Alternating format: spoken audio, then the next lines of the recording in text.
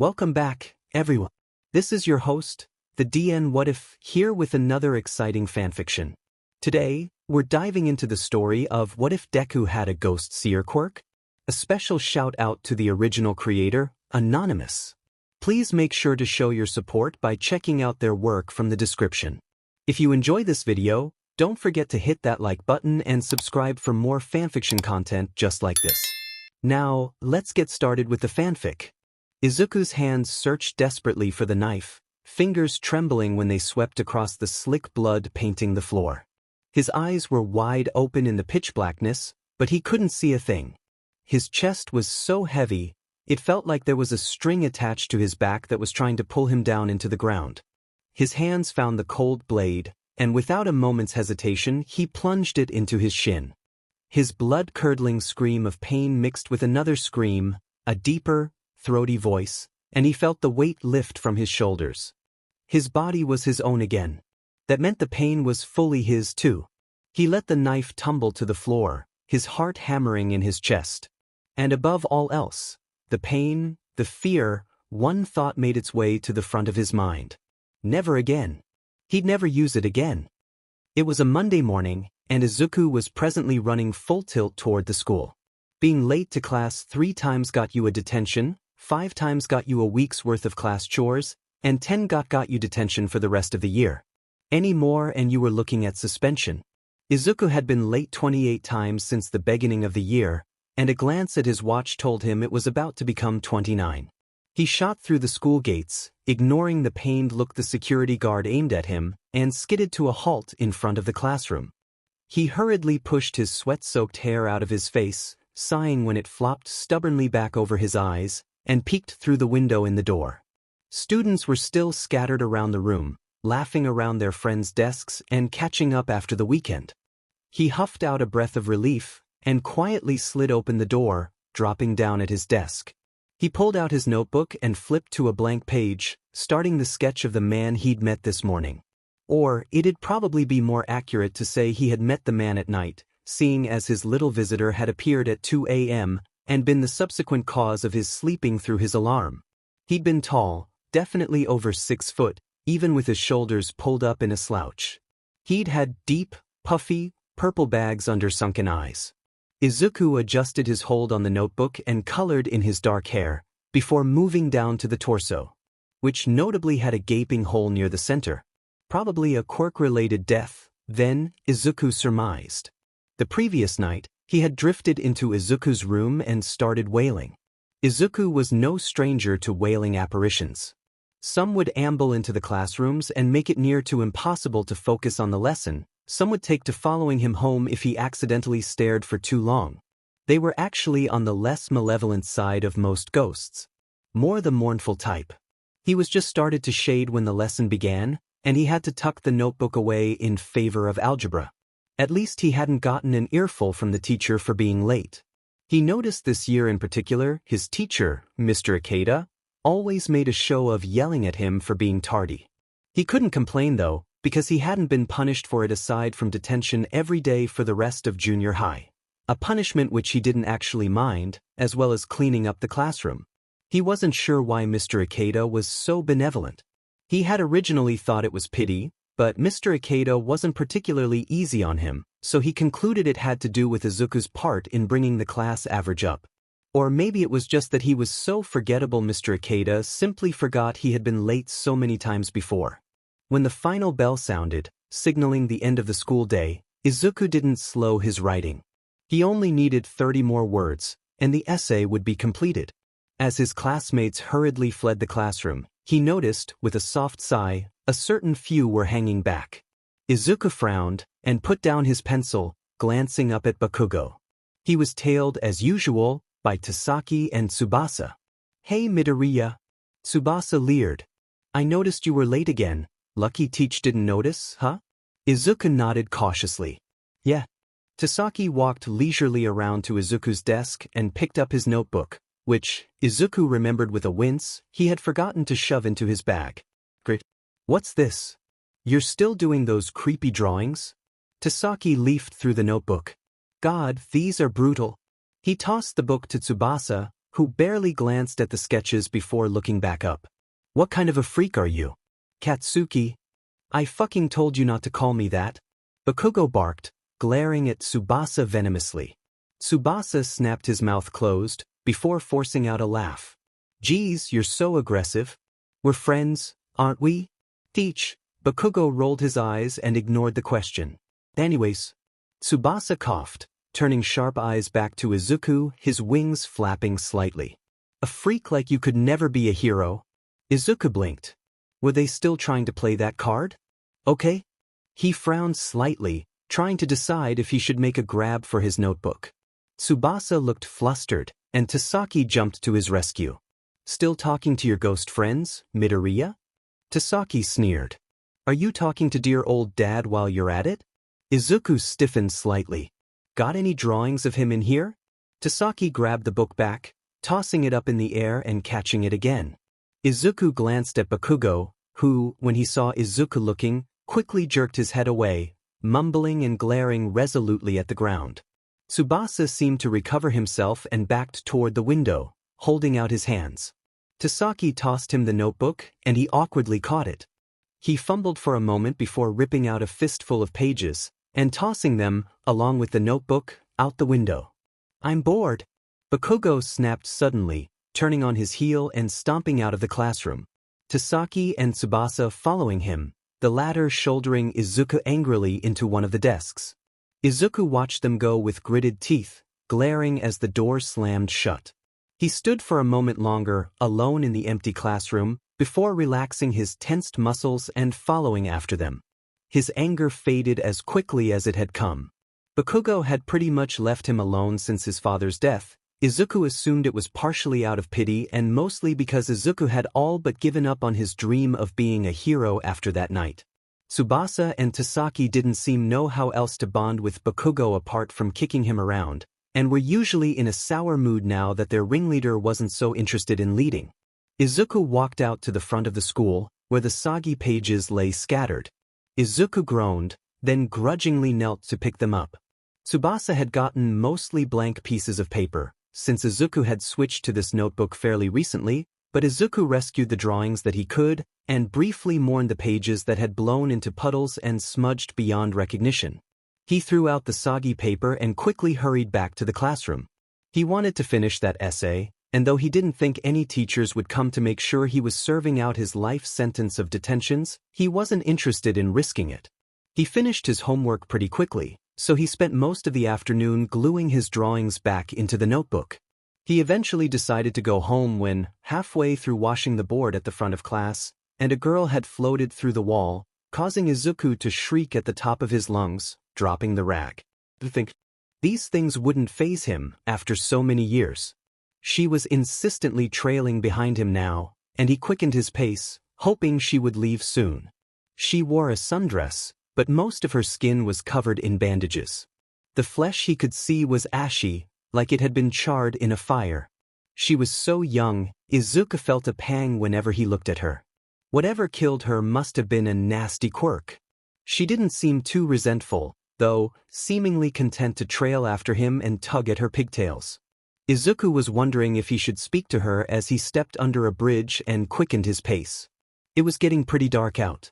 He was nearing the end of the underpass when he heard a dull clatter behind him, and spun around in time to see a dirty mass of sludge or something of the sort emerge from the drain behind him.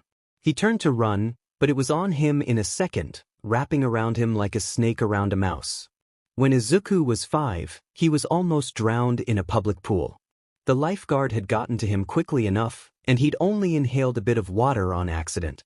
It had probably been the single most terrifying moment of his life, and it didn't even begin to compare to the dread that curled around his gut as the slime villain forced itself up his nose and mouth, blocking off his breath, causing his vision to blur. He faintly heard the villain speak in a blubbery tone. No need to struggle, it'll only hurt for a little while, then it'll be all over. Was that supposed to assure him? He didn't want to die. He pulled at the villain, but his fingers slid through easily. Don't bother clawing at me like that, I'm liquid, you see. Tears flooded Izuku's eyes. He looked around wildly, for help, or a weapon, or anything he didn't want to die. His eyes fell on the girl. She looked concerned, and was holding out a hand as if to comfort him. He stared for a moment, his head swimming.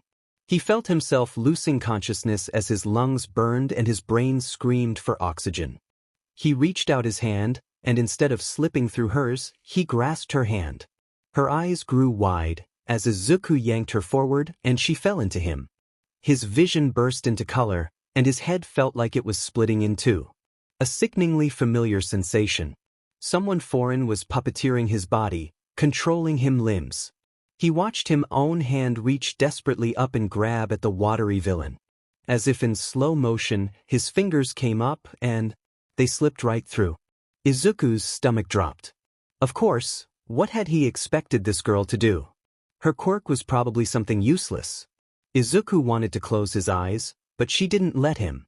He stared down, as his hands came up one last time, and touched the water. His hands connected. Not with anything solid, per se, but he felt it. And he saw it. Saw the water turn to ashy, gray dust. Felt himself fall to the ground with a thud. He felt horrified, and somehow he knew that the girl controlling his body did too. She tried to stand him up, but Izuku didn't let her. He frowned, and with great difficulty, lifted his hand in front of his face and gazed at it, before she jerked it back down and tried to stand again. Izuku remained stubbornly slumped on the ground. "Get out!" he screamed in his head, then wrenched open his mouth. Oh. A hauntingly familiar sensation of weight lifting from his shoulders, and a spirit pulling away from him own. The girl stumbled backwards, eyes wide. Izuku stared at her for what felt like forever, before he finally spoke. "I'm sorry," he said quietly. She nodded slowly, getting to her feet. Then, tentatively she smiled. Izuku's vision grew blurry with tears, and as much as he tried to choke them back, the sobs forced their way up his throat, racking his entire body. He sat there for a while, crying like that. The last time he'd cried that hard, his father. Izuku staggered to his feet, and retrieved his backpack which had fallen to the concrete. He walked home slowly, thinking about the cherry blossoms and cool evening air instead of thoughts he wasn't sure he was ready for. The girl trailed behind him still, though she was floating curled up in a ball, with her arms around her legs instead of the imitation of walking she'd done earlier. He punched the code into the lock and pushed open the door. "Ah, Izuku." His mom's voice sounded slightly strained. "You're late." "I was worried." "Sorry. I was with some friends," Izuku said carefully, hurriedly stepping out of his shoes and hanging up his backpack. "That's all right then," she sighed.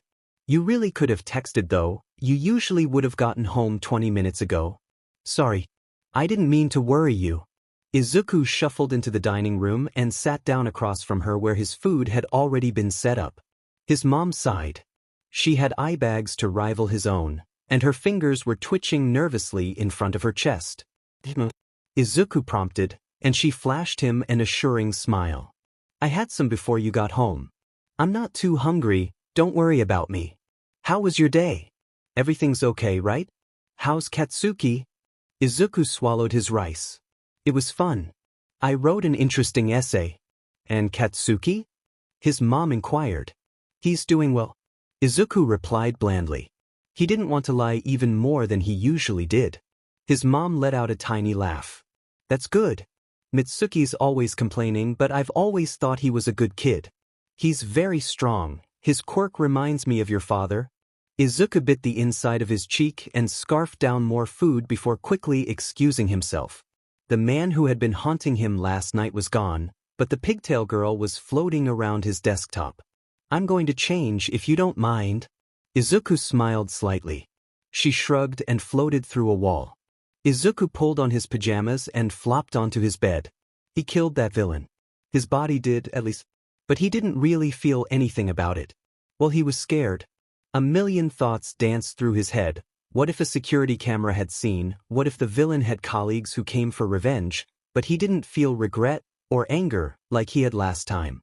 The girl poked her head in through the wall, before pushing fully in and settling on his ceiling before closing her eyes and splaying out her limbs like a starfish. Izuku chuckled. As far as he knew, ghosts didn't sleep. He let his eyes drift closed too. He'd worry about it tomorrow. Izuku hadn't had a restful night's sleep in years. His nights consisted of rolling restlessly around in tangled sheets, skimming through school books, and scrolling endlessly through forums on his computer. It was also when he did most of his stressing, worrying, and overthinking. So when he awoke from a nightmare in which All Might arrested him for killing the sludge villain in front of his entire class, he understandably started to panic. He had killed someone. Surprisingly, that wasn't his chief concern. The killing part, that is. It was more the possibly consequences of the killing he was worried about. Right now, he was frozen, terrified, on his mattress, waiting for the police or whatever to bust down his door and arrest him. Maybe it was a little irrational, but as much as he told himself that, he was still drenched in a cold sweat. He sat up suddenly, starting at the ghost girl who had been floating near his bookshelf. He smiled when they made eye contact, and tried to take a calming breath. "Seems like you're sticking around for a while?" He left the question open-ended, but he didn't really expect her to reply. She blinked at him before turning away in favor of more floating. "Do you speak Japanese? Can you understand me?" She looked Japanese, but Izuku still tried speaking a few words in English to see if he got a reaction. She heard him, but still didn't speak. It wasn't very common for apparitions to speak, but that was usually because they were too busy haunting their killers or wailing in agony near the scene of their tragic death. This girl didn't seem too malevolent, so Izuku found himself still feeling foolishly hopeful. "Can you at least tell me a name?" He tried, desperate to keep the one-side's conversation going to distract himself. She stopped near his closet and seemed to consider, before she moved close to him and moved close to his ear, as if she was going to whisper a well-kept secret. "Hana." Her voice caught Izuku off guard. It was raspy and pained, like someone might sound after swallowing nails. The words sounded like a growl, but Izuku could still tell what she had said. He turned to ask her if he'd heard correctly, and saw that below the bandages around her neck, there were similar ashy, charred wounds. His smile faded. "That's a great name.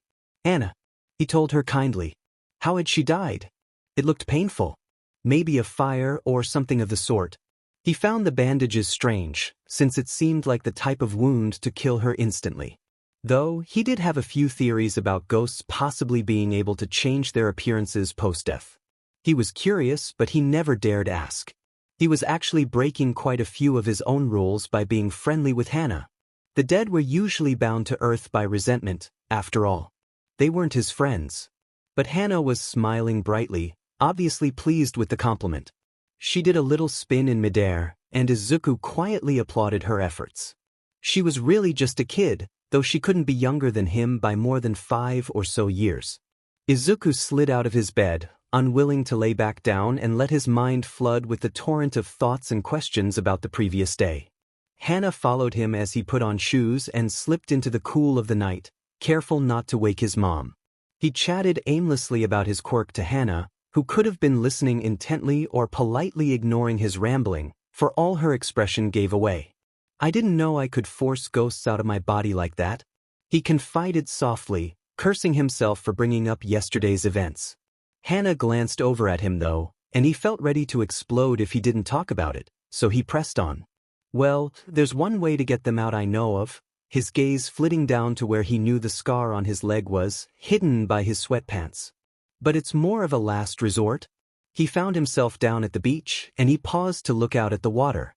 "I wonder if it only works with you," he mused. "Not like I'll ever test it out though." Hana frowned, tilting her head to the side. Izuku raised an eyebrow at her.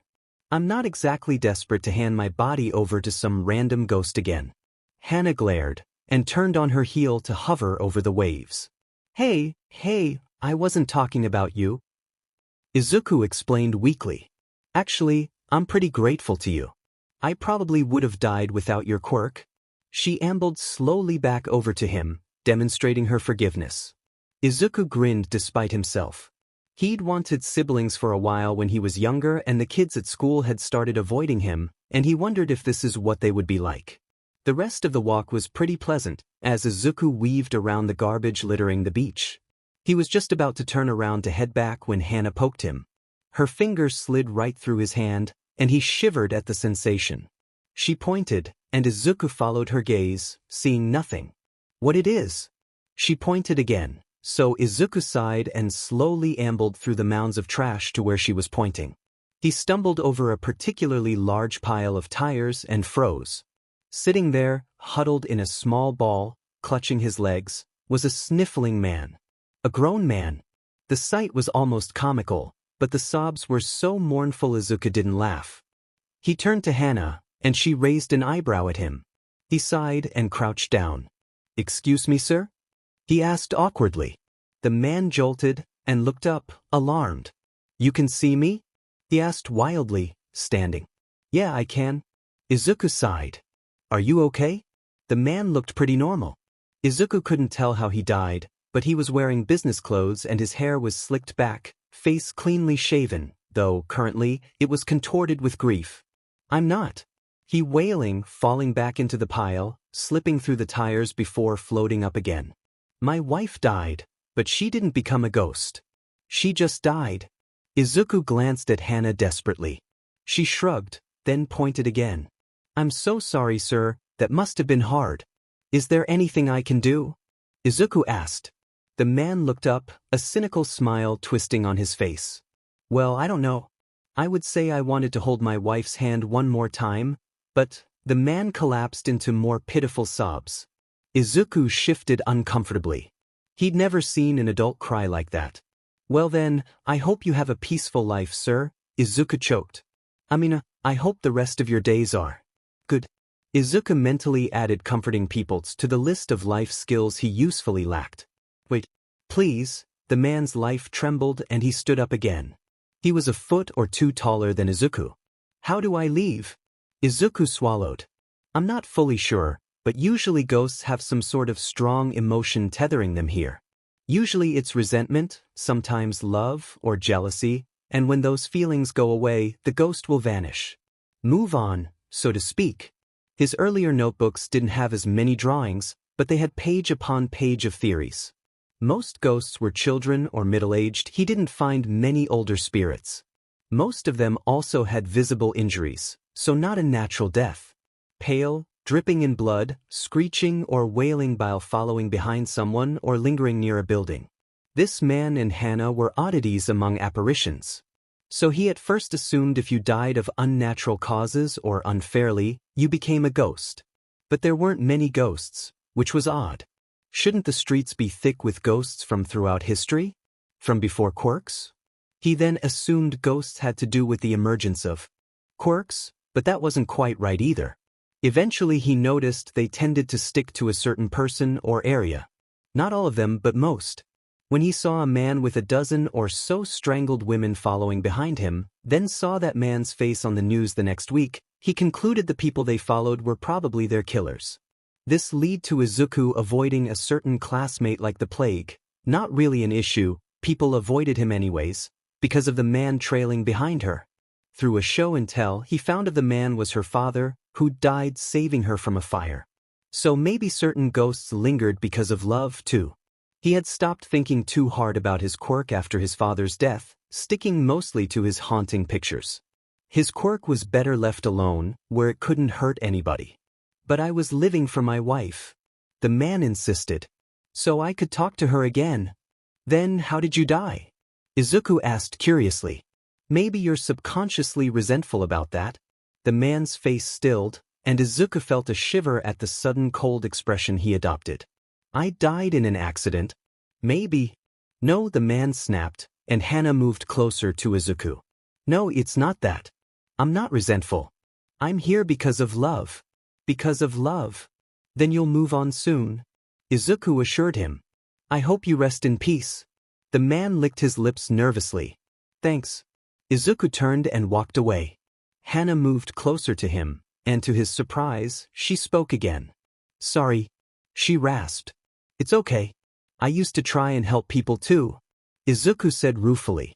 "I don't have a hero quirk though. And letting resentful spirits possess you is never smart, especially when you're a little kid." "I would know." Hana's lip trembled, and she mouthed an apology again. "It's fine. He was just a little weird. It wasn't like you led me to a spirit that's going to haunt me or anything," Izuku assured her. If he's telling the truth, he probably won't be around long enough to haunt me anyways. He glanced back at where the ghost had been, and saw it was gone. See? I'll bet he already passed on. Izuku grinned, yesterday's events currently off his mind.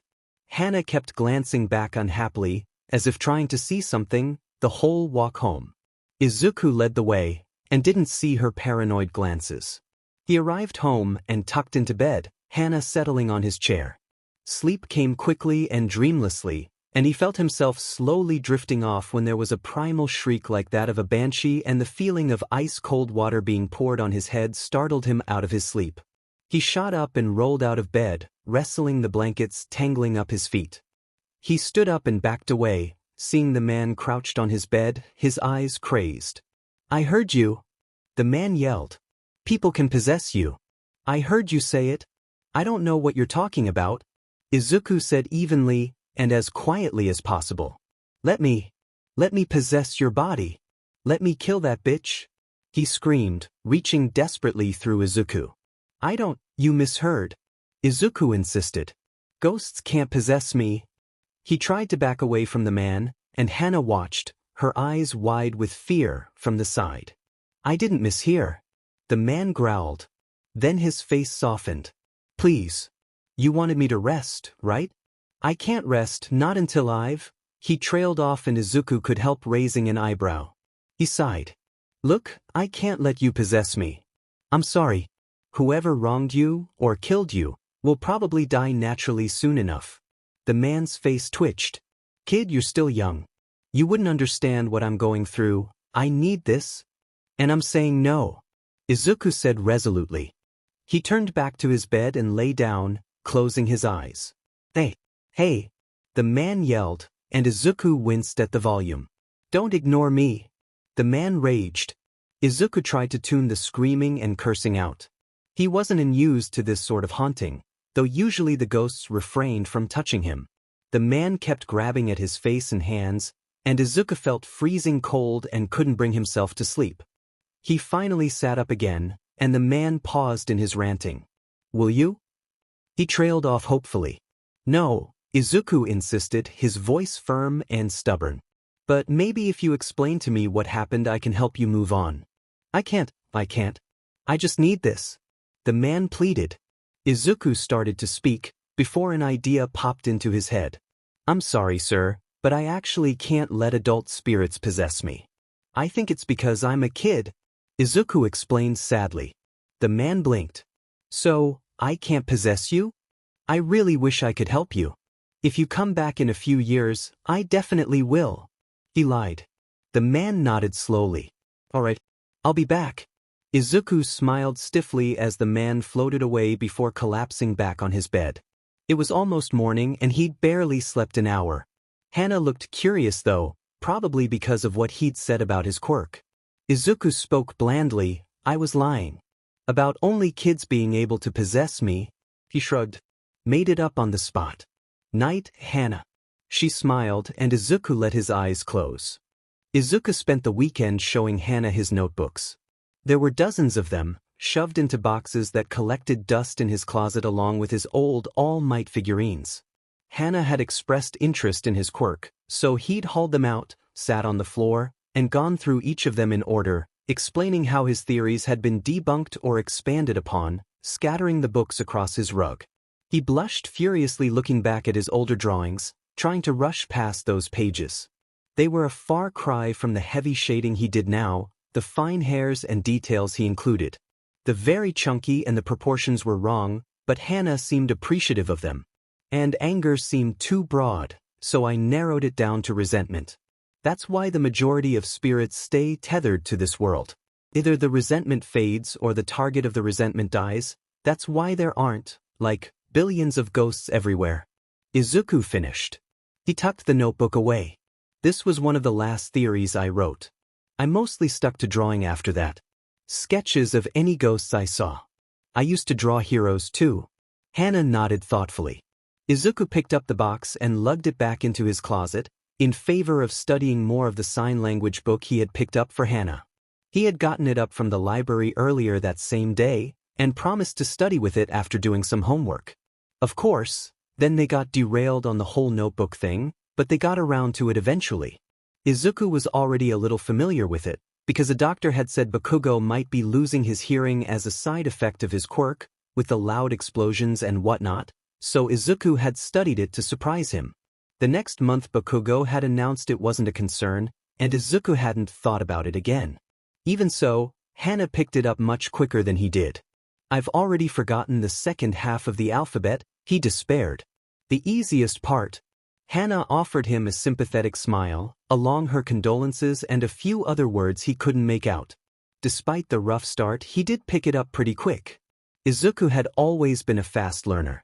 Even when he was small, he knew good grades were required for UA, so he put his whole soul into studying. After finding out he was quirkless, he doubled his efforts. Even if he didn't have a quirk, he had to at least do well in school. It felt like a bare minimum, so studying became second nature. By the end of the day, he could hold a steady conversation with her. "Why did you stop writing about your quirk?" That was the first question she asked when they finally put the sign language book down. Izuku licked his lips and sighed.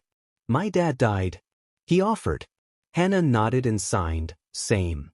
That's why my mom acts how she does," he explained without her having to ask. "I know you noticed. She's been like that since it happened. I wouldn't call it denial exactly, but that's the closest word there is to describe it." Hana shifted thoughtfully where she floated and nodded for him to continue. "She knows he's gone. I think she accepted it, but she just sort of, I can't explain it very well. It's like she thinks I'm still 5 years old, dreaming about going to UA, playing heroes with my friends." Izuku sighed, leaning back in his chair. "She was talking about you applying to UA the other night," Hana pointed out, thinking back to last night's dinner, when his mom had brought up his old dream school. "Yeah." Izuku glanced at his door. "That's one of the things she's most adamant about. She was so excited when the school announced they'd be allowing quirkless applications for the hero course, going on and on about how I'd be able to apply now." "And? Are you going to apply?" Hana asked. Izuku nodded. "I will. And I'll fail. And I'll act disappointed for a while, and hopefully my mom will forget the whole thing and let me go to a normal high school. Anyways, about those bandages?" Hana frowned and her finger twitched, but she allowed him to shift as he questioned her about the afterlife. How it felt, if the bandages had been there when she died, so on and so forth. He pointedly didn't ask about her death. She didn't bring it up, either. That was that. The next few months were surprisingly, and slightly depressingly, some of the best of his life. For the first time in years, he had a friend. Sure, she was a dead, mute little girl, but she was someone to talk to. He did get some weird looks in school. Midoriya's muttering again. A girl whispered loudly to her friend. The boy she was talking to looked over as Izuku, who was quietly explaining a quirk theory in one of his earlier notebooks to Hana. "Steer clear of that creep," the boy warned the girl wisely. "He's not right in the head." "You'll protect me, won't you?" the girl asked, blinking up at him through her eyelashes. Of course." Hana gagged at the couple, plugging her ears with an expression of pure disgust. Izuku grinned and stifled a laugh. Hana was great, but she did have an unfortunate habit of trying to introduce him to new ghosts. She'd find one that was leaking blood from its ears and screaming bloody murder and try to convince him they were friends. It usually ended in Izuku having to make up a lame excuse to get them to leave or Hana distracting them so he could run off. He tried to tell her he had learnt long ago he wasn't a hero. His quirk just wasn't made for it. She had eased up recently. She seemed to have realized that most ghosts weren't like her. Class passed by quickly that day, and Izuku lingered behind, as usual, to clean the classroom. He glanced up, and his shoulders sagged when he realized Bakugo and his crew were loitering behind as well. "Seriously?" he muttered to himself, too quiet even for Hana to hear. "I thought they were bored of me." Hana looked curiously at them, then back to Izuku. Izuku sighed and shook his head at her, before going back to his homework. Maybe if he ignored them they'd leave. A hand slammed down onto his desk, and Izuku winced, eyes glued firmly to his algebra homework. "Deku!" Bakugo snarled. "Oh hey Bakugo!" Izuku stammered. "Didn't see you there. I was actually just going to wipe the desk so." "Don't apply to UA." Bakugo interrupted him flatly. Oh, Izuku swallowed nervously. You can't get in with good grades alone. Tsubasa chimed in. You'd be laughed out of there if the other students taking the exam found out you had no quirk. No one was fucking talking to you. Bakugo snapped at his friend. Just don't apply. You can't do shit without a quirk. You'd be wasting everyone's time. Got it? Izuku stayed silent. Bakugo planted a hand on his shoulder, and Izuku felt a stinging heat. I said got it? Bakugo hissed. Izuku pulled roughly away. Yeah, I got it. Bakugo scoffed and marched off, his friends trotting along behind.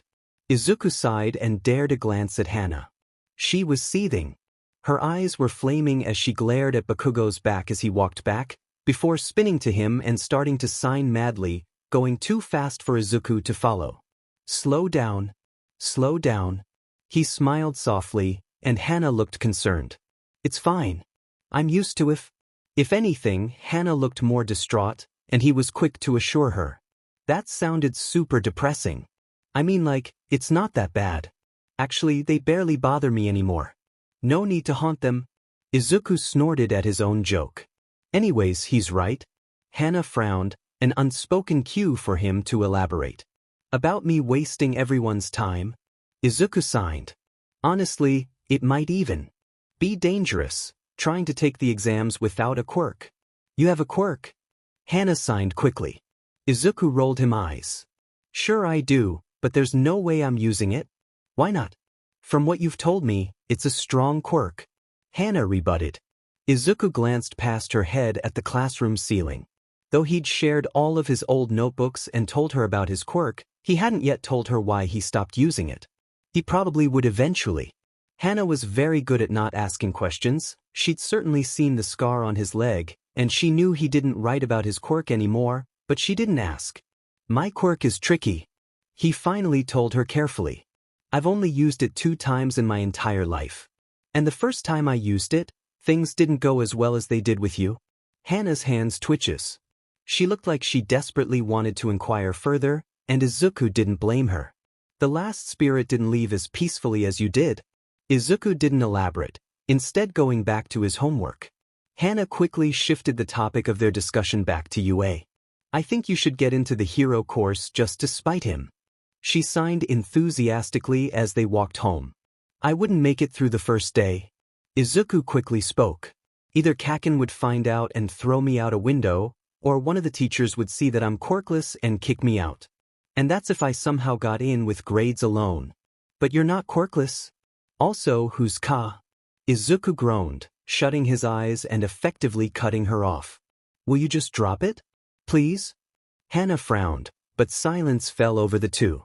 The day of the entrance exams was fast approaching.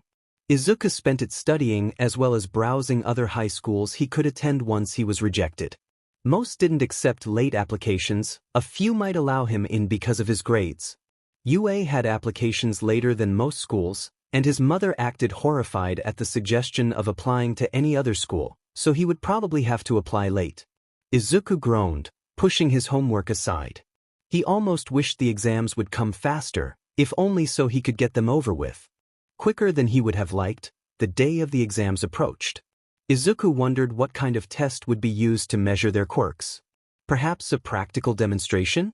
Unlikely, according to vague accounts from past students. It was more probable that it would be more of a simulation. I mean, I have no doubt that there will be many trained professionals on hand. I'm sure they would never endanger students. Our safety must be their top priority. Or second priority. Hana, do you think they prioritize education over safety? Are they equally valued? Izuku ranted wildly, frustrated with the lack of information on the internet. The test changed every year to keep students from preparing for it, so he was going in blind. It'll be fine. They won't let you die. Hana rolled her eyes. Izuku leveled her with an unamused look. Very reassuring. I don't want to be injured either. I mean, since anyone can apply now, they've probably had some people as weak as me apply before, it can't be that bad. No use stressing about it now. It'll happen tomorrow either way. Hana told him, before floating through a wall. Izuku sighed, shutting off his computer, climbing into bed and closing his eyes. He used to dream of taking the exams, using some cool, flashy quirk to awe the examiners. Now he treated it with a sort of resignation, a test for him to take, fail, and forget about. "Good night, Hannah," he whispered to the silent house. It sounded much more final than he meant it to. Izuku slept through his alarm. "Why didn't you wake me up?" Izuku demanded, wildly pulling on clothes. Hannah shrugged. He hurriedly said his goodbyes to his mom, before taking off toward UA. The train was packed with kids his age, and Izuku tried desperately to sink into the corner he was standing in. Every one of them looked like pro-hero material. Izuku hadn't really considered himself short, but half the kids standing around him basically dwarfed him, many of them sporting impressive-looking mutant-type quirks. Razor-sharp nails a foot long, hair made of vines, and all sorts of quirks Izuku couldn't even guess the uses of. Izuku sighed heavily, and pushed himself deeper into the corner. Aside from not dying during the practical test, his top priority was avoiding Bakugo. If he slipped in, failed, and slipped out, there was no need for his classmate to even know he walked through UA's gates. He blended in pretty well, when people didn't know he was quirkless. He followed a group of kids toward UA, nervously scanning the throngs of students for Bakugo. The school was every bit as awe-inspiring as he had imagined it to be.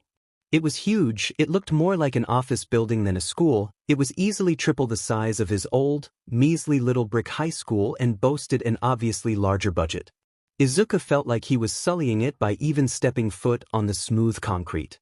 At least, he thought the concrete was smooth. His foot caught on a pebble and he was sent flying towards the ground. Maybe this was the universe telling him not to bother. It was an omen, a sign. Izuku never hit the ground. Instead, he was suspended in midair, his nose inches from the asphalt.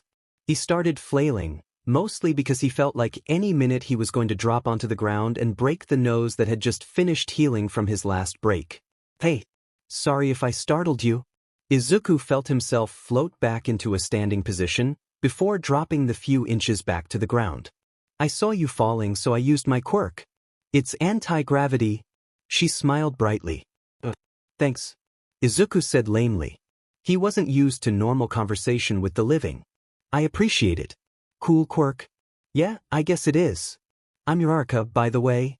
She glanced down at her hands. "So what's your—" Izuku at that moment, caught a glimpse of a familiar Spike's blonde head of hair. "Shit," he whispered. "Sorry?" The girl blinked in surprise. I gotta go, I see someone I know." "Thanks. Sorry. See you around." He shouted over his shoulder, already ducking behind a larger student before launching himself toward the entrance to the school. They were sorted, and the testing started fairly quickly. There were multiple testing rooms and mercifully, Izuku wasn't put with Bakugo. The test was pretty standard.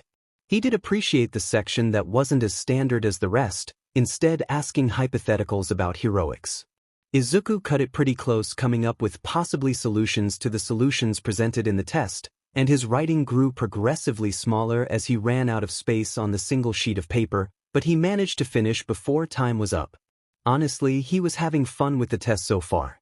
The students flooded into a giant auditorium, jostling shoulder and flooding into seats. Izuku let himself be pushed, until he saw he was being shepherded into the same row as Bakugo.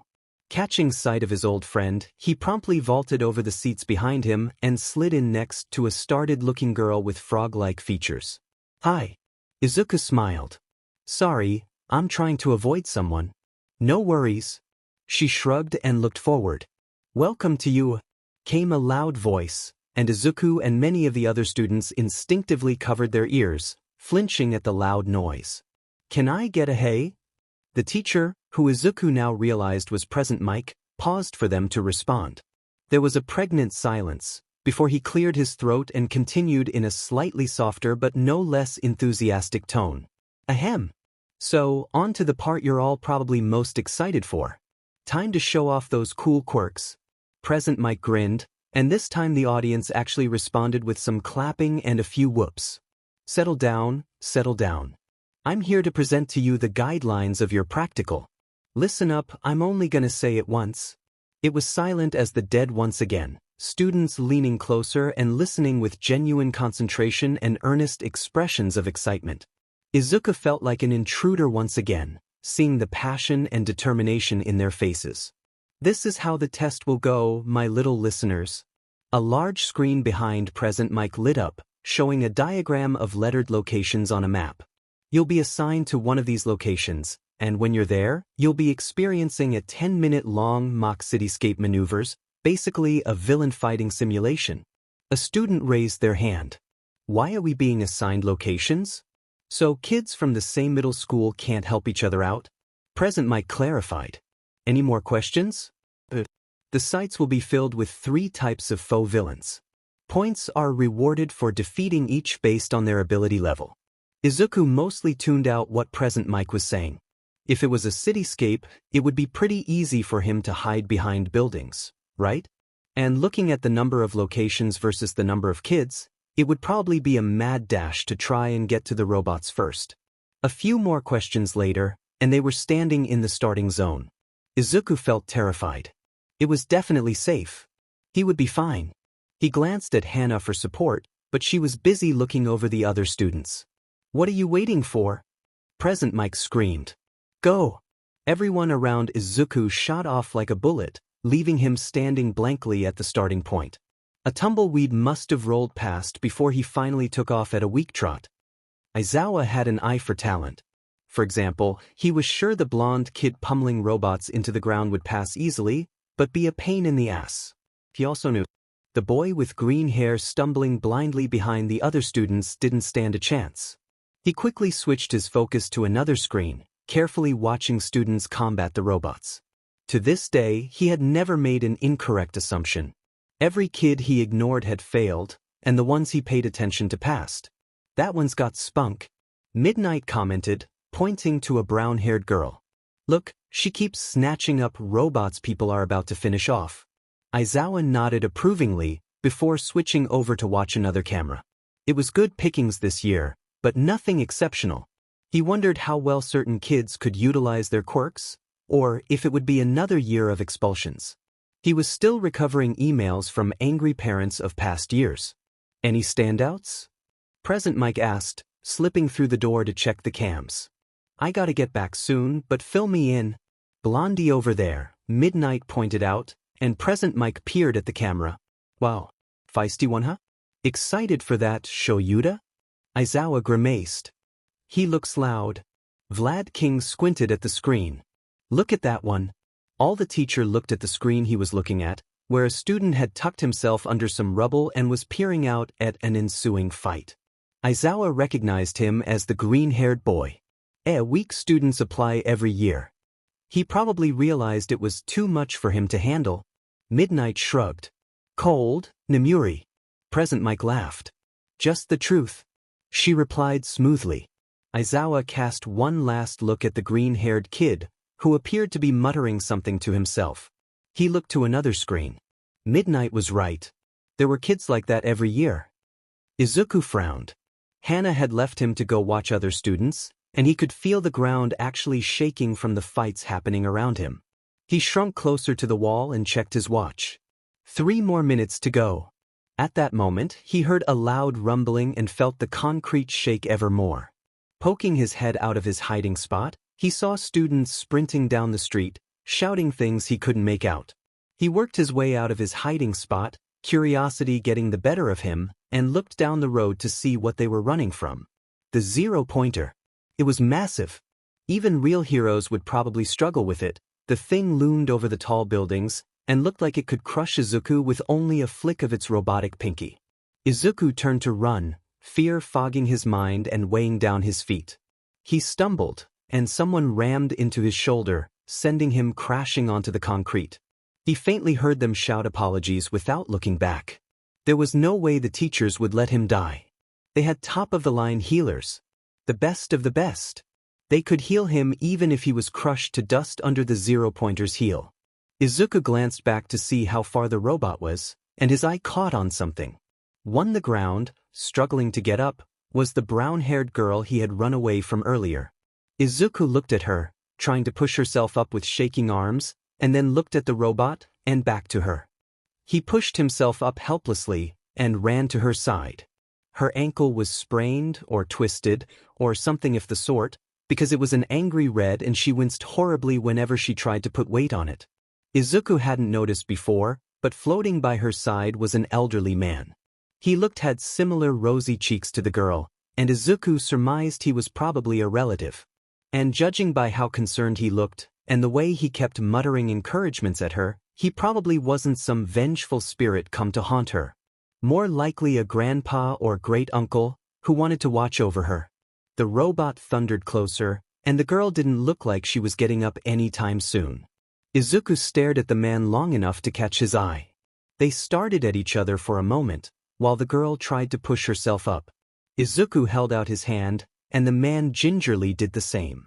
Izuku felt the familiar clammy coolness of the dead, and hoped desperately that this man had a quirk.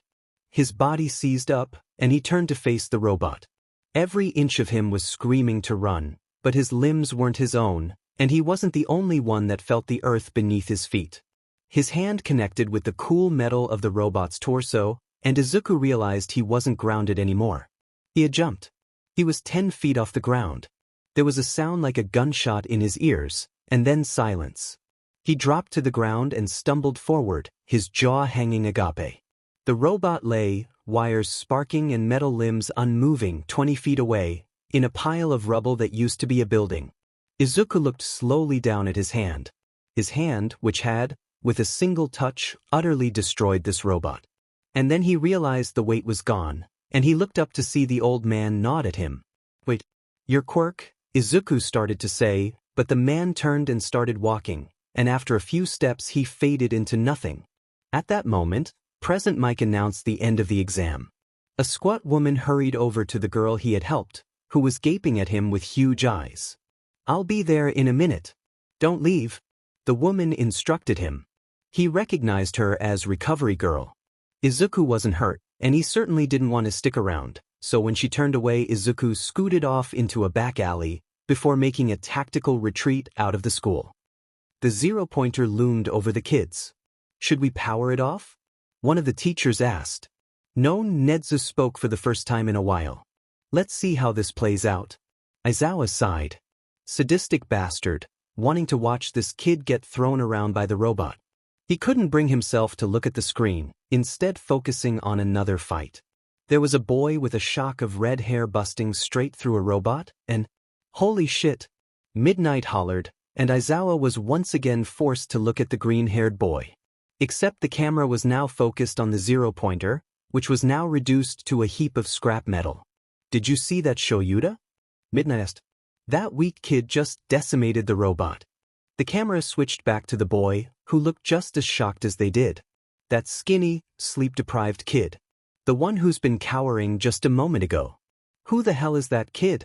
Aizawa managed to choke out, "I'm not leaving the screen." It was the first time he had ever been wrong about a student. "I won't get in," he assured himself for the 1000th time, pacing like a madman. "They won't ask about the quirk I used. It'll all go back to normal. Everything will be fine." He was more worried about his quirk being questioned than getting accepted to UA. He hadn't scored a single point. He hadn't done that extraordinarily on the written test. It would be fine. Hana nodded along to his ramblings, which Izuku appreciated since he's basically been repeating the same things for the past few hours. He had already told her about the peculiar old man, and she had been equally mystified. He seemed to know how Izuku's quirk worked. It could always have been luck, but that seemed improbable. Not to mention how powerful the man's quirk had been, and how he had vanished right after helping Izuku save the girl. He quickened his pacing. He tried to formulate theories about who the old man could have been. The fading part was the easiest for him to explain. Whatever had been keeping him tethered to the mortal world was gone. Izuku's best guess was that he protected the brown-haired girl, so maybe that was it. Like, the old man was her grandpa or something. His mind didn't linger on that for too long though. What if they looked at his file and saw that he was quirkless? He wouldn't get in trouble for that, right? Izuku stopped pacing and flopped into his chair. He needed a cover story. He tried to find cases of late bloomers. The results were underwhelming. 8-year-old develops quirk late. Your quirkless child might be a late bloomer, Here's why. 10-year-old realizes he had a quirk the whole time. Article after article, and 8 was the oldest people developed quirks. There were a few people who didn't realize what their quirks were for a while, but no one that just up and blasted a robot. When they were almost out of middle school, no less. Plus, it wasn't like he could use the quirk again. He had sworn off letting himself be possessed, and that old ghost man had vanished. Why me? Izuku groaned, just as his mom opened his door. Izuku, honey? God, not now. Yeah, what's up, Mom? He smiled, shutting the tab on his computer. Can we talk? About you? She shuffled nervously. He knew she hadn't slept much the night before his exams. He had heard her shuffling around her room, and she'd peeked into his room to check on him once or twice. Sure. He replied, swallowed the sigh that threatened to escape his lips. She sat on his bed, and he turned his chair to face her. He wished Hannah were here. She had floated off to watch the downstairs neighbor's television. I know you tried your hardest. She began softly. I know you looked forward to this day for so long. I know if your dad was here, he would be proud. Izuku snorted and passed it off as a cough. Proud? She wasn't being serious. But sometimes, people don't see our best qualities. And some people? Izuku tuned her out and stared blankly out the window. He hadn't had an honest conversation with his mom since he was a kid. He learned pretty quickly it was better to just agree with everything she said. He wanted to keep her happy. She was all he had. So you might want to consider applying to other high schools. She finished. He nodded. That makes sense. She sniffles, and to his horror he saw she had begun to cry. I know how badly you, she choked, eyes brimming with tears. I know you wanted to be a hero. I know how much his death affected you. Izuku watched her cry, his eyes dry as a desert. It wasn't that he didn't want to cry, it would probably do him some good, actually. It was that he couldn't bring himself to. I know. He told her. Thanks. She wiped her eyes hurriedly. Look at me, I'm sorry. I shouldn't be crying in front of you. Izuku didn't know how to respond to that, so he stayed silent until she left his room. His mom was her cheery self again by dinner, and as the days flew by, the incident was quickly forgotten. Izuku looked into some other high schools, waiting for his UA rejection letter. He actually found himself forgetting about it as the week dragged on. Time passed uneventfully. He woke up and strolled downstairs, seeing the mail his mom had brought in sitting on the counter. She had probably left in a rush, so he grabbed it to look through. Advertisements, bills, and Hannah starting floating in circles excitedly. His UA letter had arrived. Izuku's heart hammered in his chest, but when he opened the letter, instead of crisp paper, he pulled out a black disc. He frowned at it, and was considering trying to break it open when it made a clicking sound that startled him into dropping it. It landed on the table and All Might sprung out of it. Izuku jumped backwards, slipped on the floor, and crashed onto the ground. This is a projection, he heard as he stumbled clumsily to his feet, staring at the projection. He would have preferred a letter, his lower back already ached. Our sincerest apologies for the wait, there was much to deliberate on. Much to deliberate on? What did that mean? He had scored 0 points. That's that. I'm the newest teacher at UA, All Might announced. That's why I'm in town. I'll get to the point, however.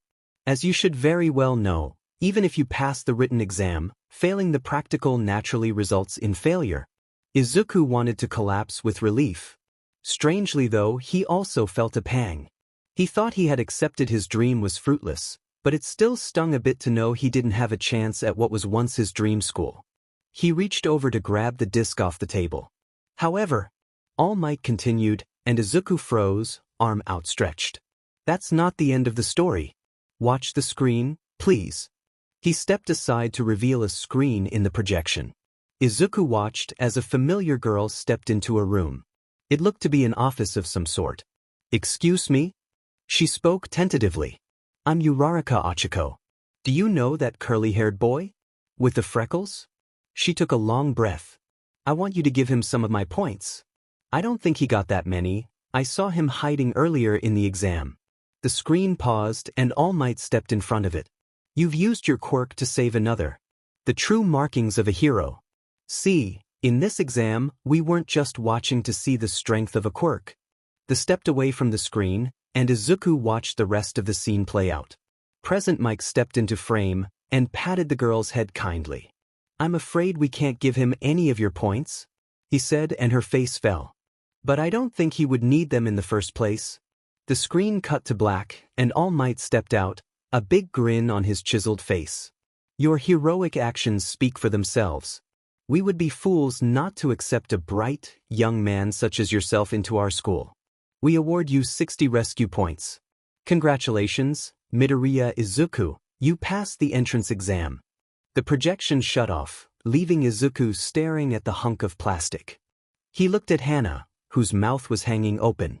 He grabbed the disc off the table, snapped it in half, and threw it in the garbage. "I'm not going," he declared, shredding the envelope. Hana immediately protested. "Are you kidding? This is your dream. Plus, you have such a strong quirk." Her hands were a blur. "It was my dream. But even if I did want to go, I can't use my quirk. It's dangerous." Izuku tossed the envelope in the trash too. "Plus, I'm legally quirkless." "That sounds like a whole lot of excuses." She signed. "You can find someone else to possess." Izuku glared. "You don't get it. You've seen most spirits, they aren't friendly like you. And most of them don't have quirks like you either." Hana's hands stilled. "My quirk? Yeah. The dust one?" Izuku frowned. "That's your quirk, right?" Hana slowly shook her head. "I don't know." Izuku furrowed his brow. She didn't know? Not wanting to push her, he stayed silent, hoping she would elaborate. She didn't, however, and they lapsed into an uncomfortable silence. "I can't remember my death." Izuku blinked. She couldn't remember her death? Half a dozen questions popped into his head, and he screwed his eyes shut to try and wrap his head around what she just said. His muttering had gotten much better over the years, mostly because of the persistent bullying, but at situations like this his mouth started moving on its own, and his thoughts slipped out through his voice. "She can't remember? Does that mean it was a traumatic death? Though now that I think about it, no ghost has ever told me how they died. I guess I always assumed they just didn't want to tell me, but then what about the ones that haunt people? I suppose it could just be instinctual to follow around their killers, or maybe they do remember and Hana's a special case. Does it only apply to children? Or maybe only ghosts that remain somewhat sane?" He trailed off, looking back up at Hana. She looked at lost in thought as he did, and obviously wasn't paying attention to his ramblings. Has she perhaps forgotten how she died? Would there be some kind of trigger to remember? Hana did strike him as odd his first time meeting her. She wasn't haunting anywhere, just aimlessly floating. She didn't seem tethered to anywhere in particular, and she couldn't speak. He never really gave it much thought, though, because there had only been one other ghost he confided in as much as Hana, and that... Well, Izuku finally spoke, swallowing in his questions. Hana didn't look like she wanted to talk. Maybe spirits just don't remember their deaths. I mean, even living people repress traumatic memories. It's not all that strange. Hana nodded jerkily. Izuku smiled at her. "I'm sure it's perfectly normal." Hana offered a weak smile in return, her nod more confident this time. "If you want," Izuku steeled himself. "We can even ask other ghosts about it." Hana shook her head in a "you don't have to" gesture, and Izuku sighed gratefully. He pushed down 1,000 questions and theories. He was good at quieting them. He had years' worth of experience gluing his lips together when words threatened to slip out. His fingers itched for a pencil, and though he longed for his notebook, or anywhere to pour his ideas out, he pulled on his shoes and walked instead. Izuku knew the streets like the back of his hand, weaving his way through alleys and along roads with pavements so cracked they made him wonder how anyone drove down them. Hana followed as he reveled in the blankness walking brought his mind. Or maybe that wasn't the right word for it. It was more like a distraction. He rounded a corner that he knew would take him back home and was immediately thrown backward by a strong rush of wind. He flew backwards and landed harshly on the concrete, the air thrown out of his lungs. Hana rushed over to him, before glaring toward the source of the gust. There was a fight ensuing in the street before him. Izuku's mouth fell open as he realized. It was All Might. In the flesh. The wind seemed to have been from the pure power of the punch he had just delivered to a villain, who lay unconscious in a large dent in the street. Izuku cringed on his behalf. The villain looked like she'd been hammered into the concrete. All Might straightened, and caught sight of Izuku, blinking in surprise. The hero rushed over to him. "Young boy. It's far too dangerous for you to be here, are you all right?" Izuku stood quickly, before swaying dangerously on his feet. He caught sight of a spirit a little ways behind All Might, and found himself surprised more weren't following him. "I'm okay, sorry," he muttered. All Might steadied him with a hand on his shoulder. "No worries. Just want to keep folks like you safe." Izuku nodded, but as All Might prepared to leave, Izuku felt his lips move on their own. "All Might?" The hero turned, and the smile on his face seemed a little strained. "Do you think that someone can become a hero without a quirk? The world's tumbled out is a messy jumble, but All Might understood all the same." His brow wrinkled in thought and he sighed. "People without quirks can save people in other ways. Become a doctor, or a police officer. Never give up on—" All Might coughed, interrupting what was no doubt about to be a very touching and emotional speech, with flood pouring like a waterfall from his mouth. "Ah," he croaked, before jumping into the air with a burst of power and leaving the woman who floated after him behind. "Shit," she cursed audibly. "It always takes so long to find him again." "Excuse me, ma'am?" Izuku asked timidly. And what was he thinking, destroying the street like that? Poor boy was blown away like a leaf in the wind. "Ma'am?" he asked again, and she finally made eye contact with him. She pointed at herself. "Me?" Izuku nodded. "Is All Might okay?" She blinked. "Oh, he'll be fine." "How can you see me?" Izuku shrugged. "Quirk." She furrowed her brows. "I'm Nana. Nana Shimura." "Midoriya Izuku," he replied meekly. "And that's Hana." Nana blinked. "Wow, okay, nice to meet you." Izuku asked helplessly, "So, All Might? Is he okay?" Izuku waved his hands near his mouth. "Coughed up so much blood." "Oh, him? He does that all the time. He's fine, just as impulsive as usual." She sighed. "If I had been given just a few more years to teach him, maybe things wouldn't have." She trailed off sadly, then seemed to remember he was there. "So you can see ghosts?" she asked interestedly. "Like all of us?" "Yup." Izuku felt a little awkward. He usually didn't talk like this with, well, anyone. "Walk with me," Nana told him. "Tell me about this quirk of yours." Once Izuku started talking about his quirk, he didn't stop. It was probably because he hadn't talked to anyone about it for years, up until Hana had come along. It was a miracle Hana put up with his chattering. He always assumed it was because she also hadn't talked to anyone in a long time. And while it was great talking to her, talking to Ms. Shimura, as he insisted on calling her, despite her snapping at him multiple times to call her Nana, was a whole new world. She seemed to have just as many ideas about his quirk as he did, and 100 questions to boot. He spent all day explaining every asset of his quirk, including the possession, so what if he was too trusting? Ms. Shimura seemed nice. Hana was unusually quiet. She had the same expression on her usually serene-looking face that she had been wearing when Izuku asked about her quirk. "That's another thing," Izuku told Nana as they walked down an alley near Izuku's house. "I always sort of assumed that the quirk I got belonged to the apparition that possessed me, but now I'm not sure. I was talking to Hana, and she doesn't know if the quirk is hers or not." Nana seemed to be thinking deeply about something. She glanced back at Hana and noted offhandedly, "You look like someone I used to know." Hana flashed a smile, picking at her bandages from where she was trailing along behind them. She turned back to Izuku. "I have a way we could test it." "Oh." Izuku felt like an idiot. Of course she just wanted to— "Hey, I know what you're thinking." She interrupted his thoughts. "I don't want to possess you for revenge, or anything like that." Izuku kept his eyes trained on the ground nervously. He wanted to believe her. She seemed normal, nice even, but so had he. "My quirk. It's powerful," she explained. "So powerful that if you took it right now, you'd probably pop like a balloon." Izuku nodded casually. "Popping like a balloon. What a nice thought. And the quirk that killed me?" Her face darkened. I remember it well. Either way, it will answer your question. And I know I probably can't make you trust me, but Izuku... She forced him to meet her eyes. I want to help you. Izuku was stupid. He was an idiot. Because he believed her. What do I have to do?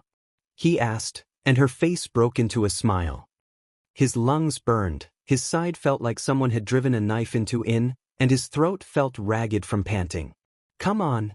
Nana shouted in his ear. Don't stop running. Keep going. Go, go, go. Izuku had keeled over from exhaustion 4 times so far, and he'd only been doing Nana's workouts for 2 weeks.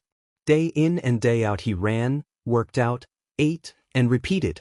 He studied too, of course, because he did have to take the late exams in a month or 2 before spring came around and high school started. But mostly he trained.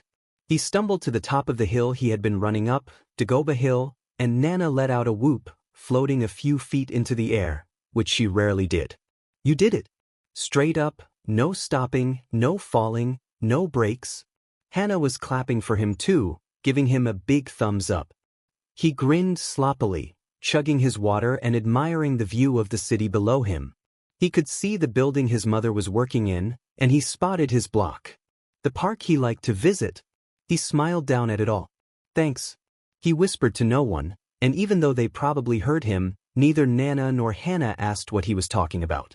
Some people might consider it sad that his closet friends were a grown woman who was acting as his personal trainer and a little girl who couldn't speak, but Izuku couldn't be more grateful for both of them.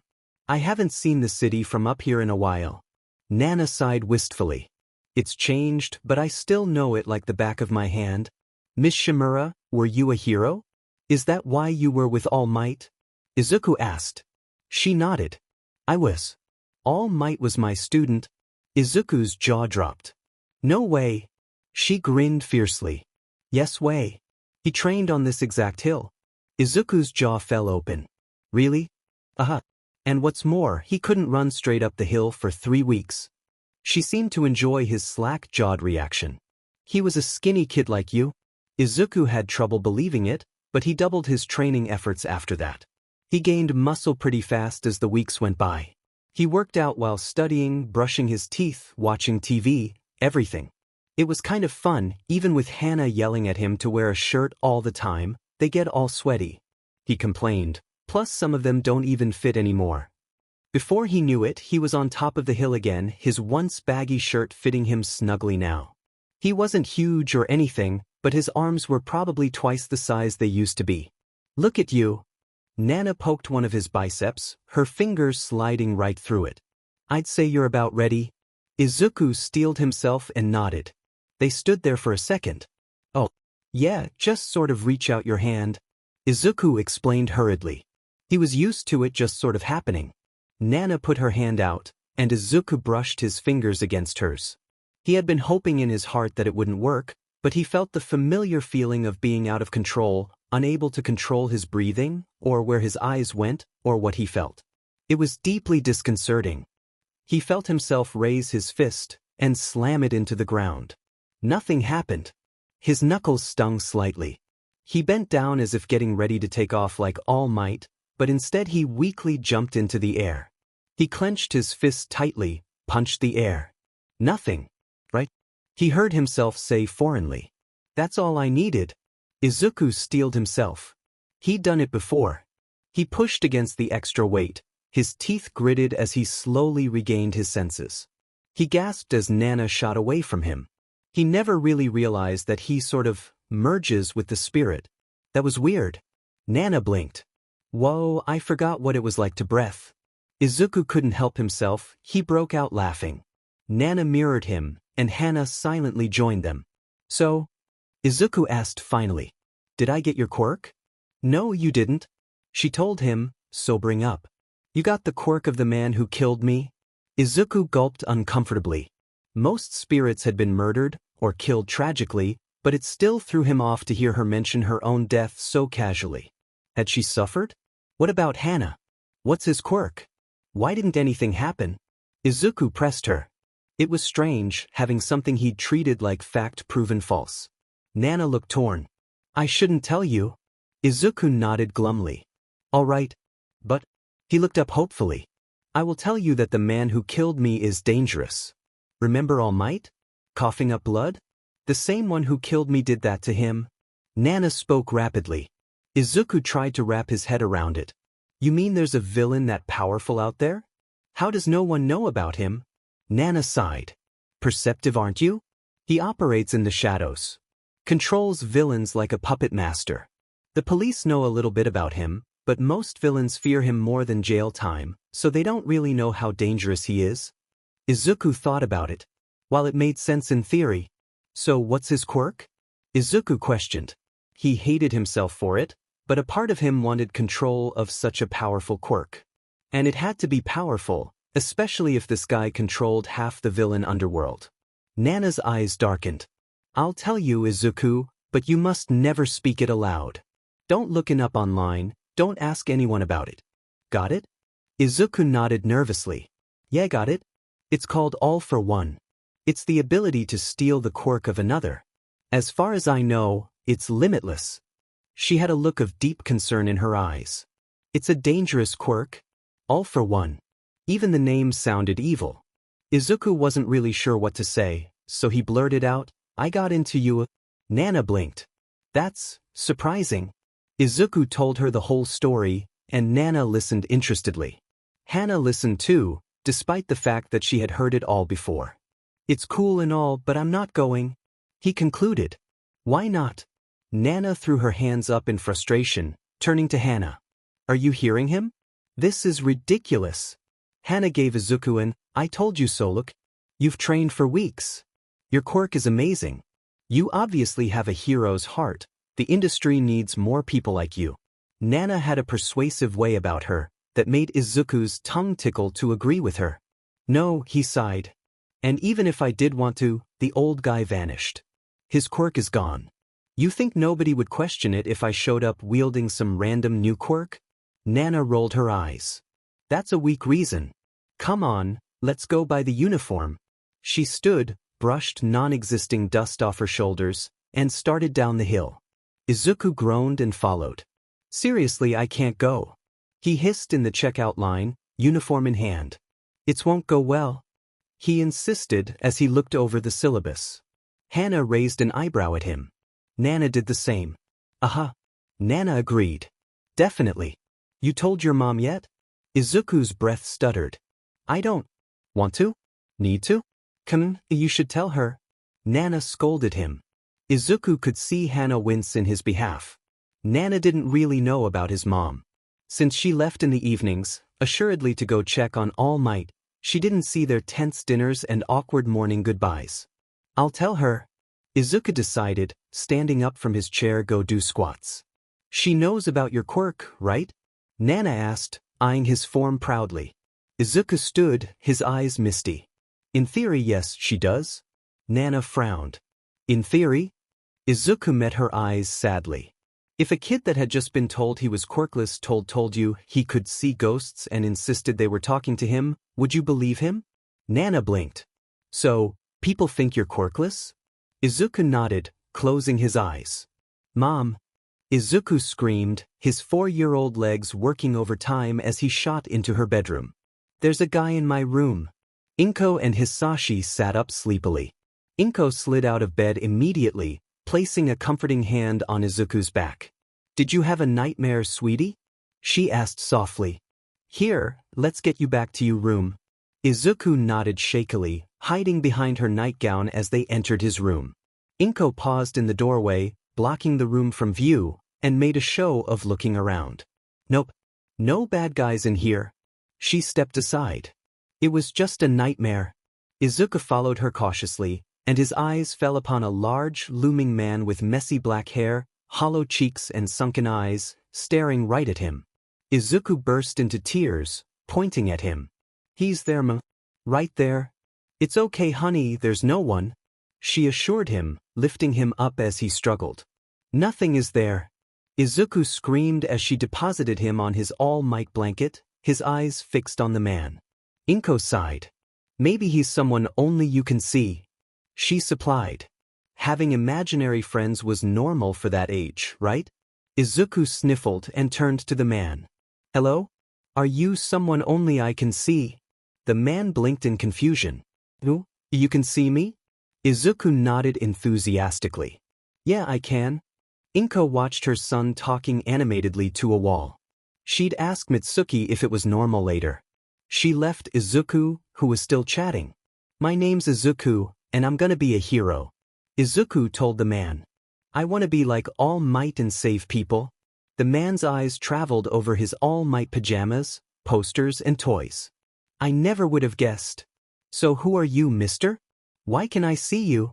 Izuku asked curiously, sitting cross-legged in the bed. The man's eyes darkened. I'm a friend of your father's. You can call me uncle. Uncle? But wanna play heroes and villains? Izuku smiled blindingly. Sure. The man agreed. Izuku spent his summer days with his new friend, except for when he was with Kaken. His uncle didn't like Kaken. He wanted to tell Kaken about his new friend, but his uncle wanted it to stay a secret between them, so Izuku didn't tell. He also didn't tell about the scary people he saw sometimes. His uncle said if he told his parents he could see them, they'd come to his house. Izuku didn't tell anybody. When he was 6 and almost everyone had gotten their quirks, he finally started telling people. He told his mom, who looked sad. Izuku assumed she was sad that he's told her late, and he felt bad. He told Kaken next, but Kaken didn't believe him. Soon he was telling anyone that would listen. No one believed him. His mom took him to see lots of doctors. They all said the same thing. Lots of quirkless kids make up quirks. Some will study hard and say they have an intelligence quirk, some will claim they can speak to plants. He'll grow out of it. He'll grow out of it. Izuku was sick of hearing people say that. Hisashi glared. You're quirkless. I know you don't like it, but that's how it is. I'm not. Izuku insisted tearfully.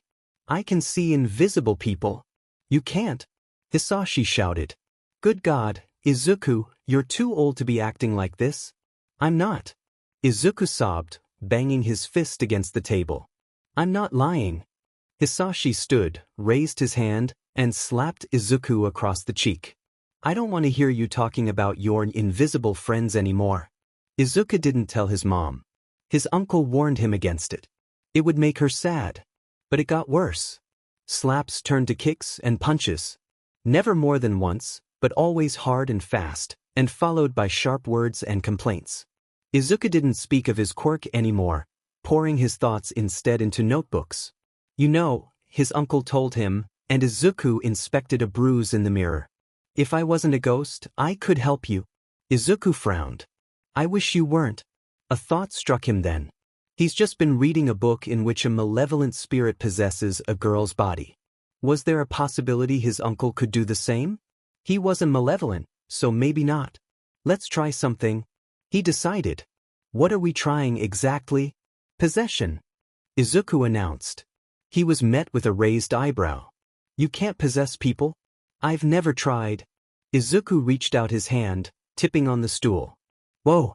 His uncle reached out a hand to steady him, but it slipped right through his shoulder. Izuku tumbled to the floor with a thud, but he sprang back up again like a rabbit, the small scrape on his hand ignored. Let's try it, he urged, his voice taking on the whine he'd been scolded over more times than he could count. Please?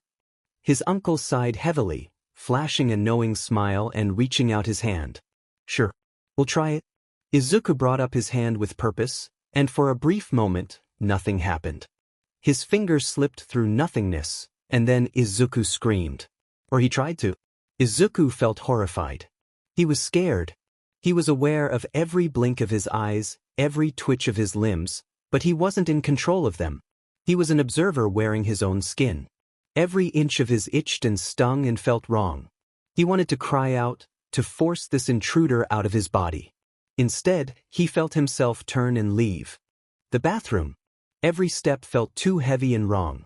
As much as Izuku tried to struggle and pull, as much as he willed himself to stop, he moved forward.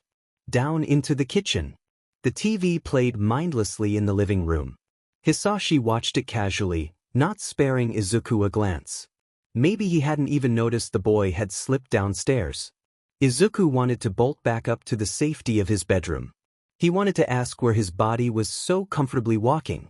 He wanted to be himself again. He wanted to not feel this helpless dread curling in his stomach. He walked into the kitchen and opened the silverware drawer. He peered into it, and Izuku desperately tried to turn his eyes elsewhere. Instead, he watched himself focus on the knife glistening in the drawer. His own pale hand reached for it. The rest is a blur. He flicks the living room lights off. Hisashi yells at him. Then suddenly, Hisashi is not yelling anymore. A thud. A clatter. Izuku is on the floor, and the floor is wet. It is wet, and that wetness is not from water. It was sticky and thick and wrong, and Izuku knew exactly what it was. Izuku's hands searched desperately for the knife. It must have fallen from his grasp, which seems odd since he was sure his grip had been crushing. His fingers tremble as they sweep across the slick blood painting the floor. His eyes were wide open in the pitch blackness, but he couldn't see a thing. His chest was so heavy, it felt like there was a string attached to his back that was trying to pull him down into the ground. His hands found the cold blade, and without a moment's hesitation, he plunged it into his shin. His blood-curdling scream of pain mixed with another scream, a deeper, throaty voice, and he felt the weight lift from his shoulders. His body was his own again. That meant the pain was fully his too. Izuku opened his eyes. He hadn't thought about that night in a long time. He didn't think about it because he didn't like to think about the empty place in his chest where regret should have sat. He should have felt terrible. He killed his father. He should have been able to lie so easily. He shouldn't have been more upset when his uncle faded away than when his father lay on the hard floor, gurgling on his own blood. Izuku had tried to cry. He had tried to feel anything at all. He shook his head, banishing the thoughts to focus on what Nana had just asked him. She was waiting expectantly for assurances that he would tell his mom. Izuku smiled and gave her what she wanted. "I'll tell her tonight," he promised. Nana smiled, then shot Hana a wink. "Make sure he does, Kay?" Hana nodded enthusiastically. She had been attached at the hip to Nana, silently trailing behind her instead of Izuku. He didn't take it personally. He watched Nana go, floating easily through his wall. He sighed and headed downstairs. In his mind, a thought he felt himself having more and more lately: maybe it would have been better not to have any quirk at all. Izuku's mother thought he was a bad liar. She said it aloud sometimes, laughing fondly. "Oh Izuku, you can't lie to save your life." Izuku would smile sheepishly, his face the picture of humility. It was probably because he used to be a bad liar. When he was a kid, he would freeze up whenever he needed to lie. It would come out forced and fake-sounding, and he would usually confess the truth right after. He was thankful his mother never asked about his bruises when he was a kid. However, after that day, when he had tearfully told police his father had stabbed him, before digging the blade into his own chest, lying became as easy as breathing. Sometimes he just did it because he could. To teachers or cashiers who struck up conversation. That was probably why it was so easy for him when he sat across the table from his mom and told her with a smile that he has been accepted into UA's General Studies course. "That's great." His mom celebrated, babbling about throwing him a party and how happy she was and how really, the General Studies course was much safer than the Heroes course anyways. Izuku's smile didn't falter, even under Hana's thoroughly unimpressed glare. "You'll be great," Nana told a very stressed-out Izuku. "Miss Shimura, you don't understand. I haven't got a quirk." "Well, I do, but I can't use it. And I can't use that robot blaster power, because that old man disappeared. I should just stay home. I'm not cut out for this." Izuku was searching desperately for his tie. Nana rolled her eyes all the way back into her skull. "Izuku, I'm telling you, you're 10 times the hero half those phonies in the top 10 will ever be. I hope you don't mean Miruko or Hawks." Izuku replied immediately. Nana shook her head. "Not important." Izuku's eyes blazed, his fanboy instinct kicking in. He'd won more internet arguments about heroes than he could count. "Yes, important. Miruko single-handedly." Nana snapped her finger and pointed at him. That's the passion I want you to bring to your first day. Just pretend all your classmates egregiously insulted your favorite heroes." Izuku found his tie. It was one of those fake ones, the kind that clip right on so you didn't have to actually tie them. He clipped it on firmly and swung his backpack over one shoulder. Put it on all the way, Nana instructed, and Izuku dejectedly did as he was told. Perfect. Let's go. They left early so Izuku could bike, since ghosts couldn't take the train, and Izuku hadn't wanted to walk alone. Izuku spotted the school a few blocks before they arrived. It towered above the surrounding buildings and Izuku almost crashed his bike despite having seen it before. The glass reflecting the early morning almost blinded him, but he didn't want to look away. That was his school. His mouth was most certainly hanging open, and he definitely saw someone sniggering as he rode past them, but it was sinking in. Quirkless, sort of, Izuku was going to UA. Creepy, loner, muttering Izuku was going to a world-renowned hero school. He really did crash this time, into an opening car door, and there was a flurry of apologies and embarrassing amounts of eye contact before Izuku finally arrived. A few other students were making their way inside, mostly first years like him, and to his immense relief, most of them looked just as nervous as he did. Everyone was worried, everyone was new.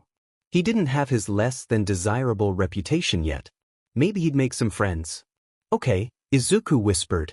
I'm not going to talk to you guys because I don't want people to think I'm insane on my first day. Should have brushed your hair then, Nana replied, and Izuku tried to smooth the wild mass down. UA looked too crisp and clean, and he found himself staring out every window as he tried to find the way to his classroom. He passed a few teachers and tried not to faint when he recognized them, and resisted the urge to ask for autographs because he wasn't sure if that would be weird or not. He was the first one in the classroom, so he strategically sat in the far back closest to the door, the least noticeable spot. Then he pulled out his notebook and began to draw. Not any ghosts this time, as much as he wanted to draw one of the creepy apparitions he'd seen recently, he instead started a drawing of the school. He'd actually been seeing less ghosts lately. Or, it was probably more accurate to say he had been noticing less. It was probably because he had other things to focus on at the moment. And he couldn't say he was too upset. It wasn't amazing to sleep with a literal ghost in your closet, no matter how used to it you were. This is really it. Izuku jumped a little as two girls entered the class. One had bubblegum pink hair and matching skin with black eyes that reminded him of a raccoon. The other had short brown hair. When they turned to face him, Izuku recognized her as the girl he had saved. Hey, you're the one from the entrance exams. She made her way over, the pink girl following. I'm Achiko Uraraka. I'm Mina Ishido. I met Uraraka on the way in, and I'm so glad we're here early. I can't imagine walking in here and having everyone staring at me. That would be awful. I suck at waking up early though, so I set 2 alarm clocks. Good thing I did too, because I slept through the first one. She glanced at his notebook. That looks so good. Izuku flushed at the praise. It's really nothing. Just a hobby of mine. And I'm Izuku Midoriya. Uraraka looked the seat in front of him, and Mina went next to him. Uraraka shook her head. Mina's right. It looks awesome. Izuku grinned, and fell into easy conversation with them. Easy conversation? Girls avoided him like the plague, everyone avoided him like the plague, but boys tended to bully him. The girls just didn't acknowledge he was there, and it was a little strange for him to talk this easily to strangers. It was nice, but there was a little voice in the back of his head wondering when he would mess up, and things would go back to normal. More kids flowed in, most of them choosing seats around Izuku and the girls, a lot of them joining in the conversation. There was a stressful talk about the entrance exams, when Uraraka told them about his quirks, but luckily, he was saved from answering by the door bursting open and, "Goddamn loud in here!" A familiar voice roared, his foot still raised from where it had kicked the door open. The class went dead silent, and everyone turned to look at Bakugo. What? You extras got a staring problem, or what? Ida stood up from where he was sitting. He was a broad boy who struck Izuku as strict and faintly familiar. Though the volume is quite loud, kicking open the door is completely. Then, because Izuku's luck wasn't bad enough, Bakugo's eyes fell onto him and they went comically wide before narrowing into slits of unconcealed rage. He stomped over to Izuku, shoving past desks and earning annoyed glares from his soon-to-be classmates. "The hell are you doing here, nerd?"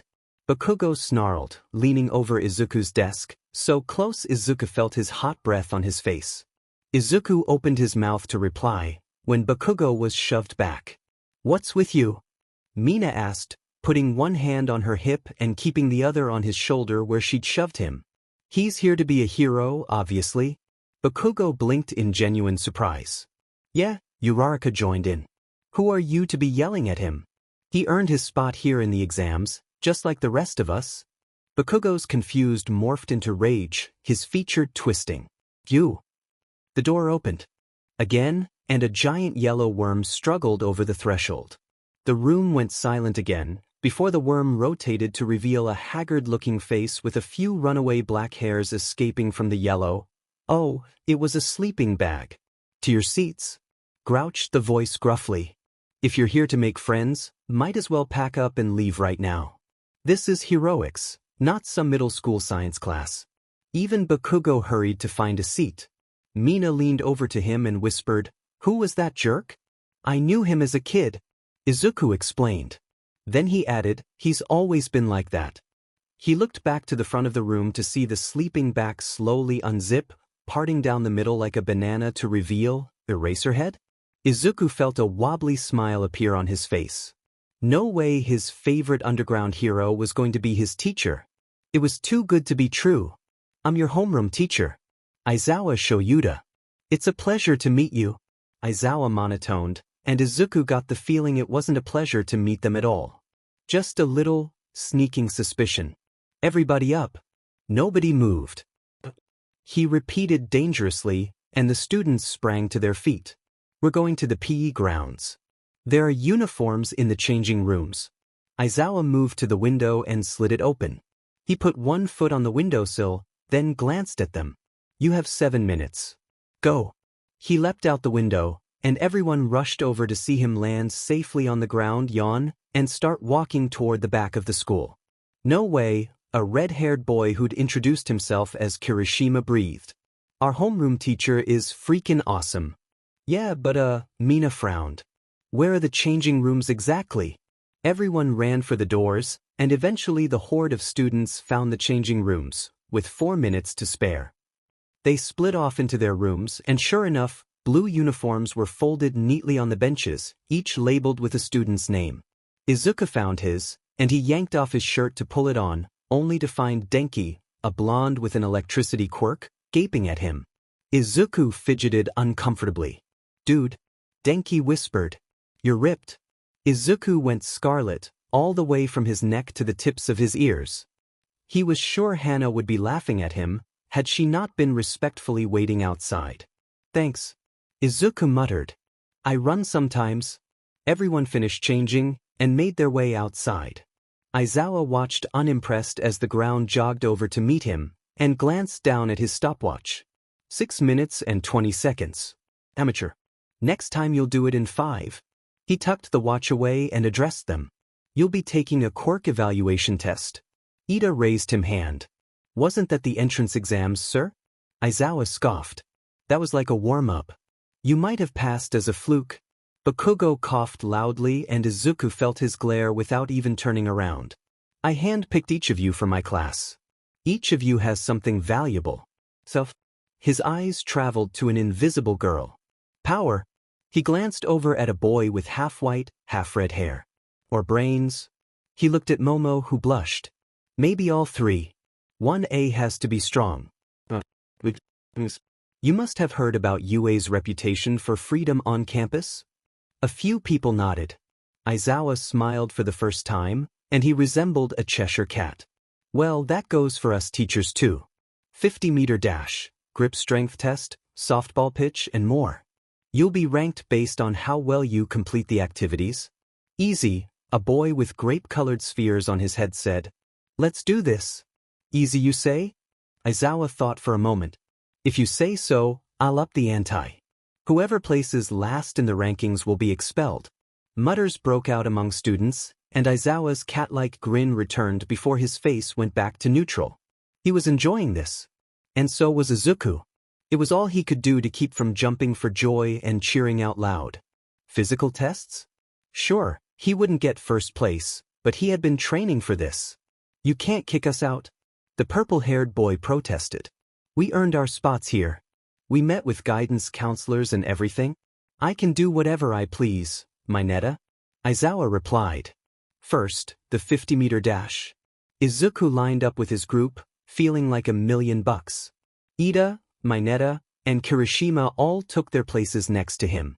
They were the first group to go, and when Aizawa shouted at them to go, Izuku felt a blast of air and heard Aizawa shout something. He saw Ida already standing at the finish line. Izuku blinked, then snapped out of it and took off, pulling ahead of the other two. Kirishima was right behind him, and Mineta crawled over the finish line after them, panting like a dog. Aizawa told each of them their times, and Izuku felt a twinge of satisfaction when he heard Mineta's awful time. Hana shared his sentiment, grinning ear to ear. On the topic of ghosts, UA had a lot of them. They were pretty mellow, floating around, following teachers or students, or haunting a back corner. Izuku tried to ignore them. The challenges proceeded like that, with Izuku staying in the lower middle section of the rankings. He was pretty good at everything, but he wasn't like Ida, who excelled at running, or Uraraka, who jumped 50 feet in the air. Finally, Aizawa lined them all up, and Izuku realized they were being placed in line where they fell in the ranking. He glanced behind him to see a downtrodden Denki, a frustrated-looking girl named Jairu, the invisible girl he had learned was named Toru Hagakure, and in dead last was Mineta. He was fuming. Not fair. He heard Mineta mutter, along with some other profanities that made Izuku want to cover Hana's ears. He glanced up the line, and saw Bakugo was the color of Kirishima's hair, glaring at the two in front of him, Momo and Todoroki. Momo looked proud, and he saw the begging of a smile playing on her face. No wonder she was a recommendation student after placing in first place like that. Right? Aizawa's eyes fell onto Mineta, who began to tremble. From fear or rage, Izuku didn't know. Good job to my top 5. He nodded at Momo, Todoroki, Ida, and Bakugo. And Mineta? The boy was full-on trembling now, his eyes wide. The whole expulsion thing was a lie. Aizawa shrugged, and everyone started talking at once. What? So we were all terrified for nothing?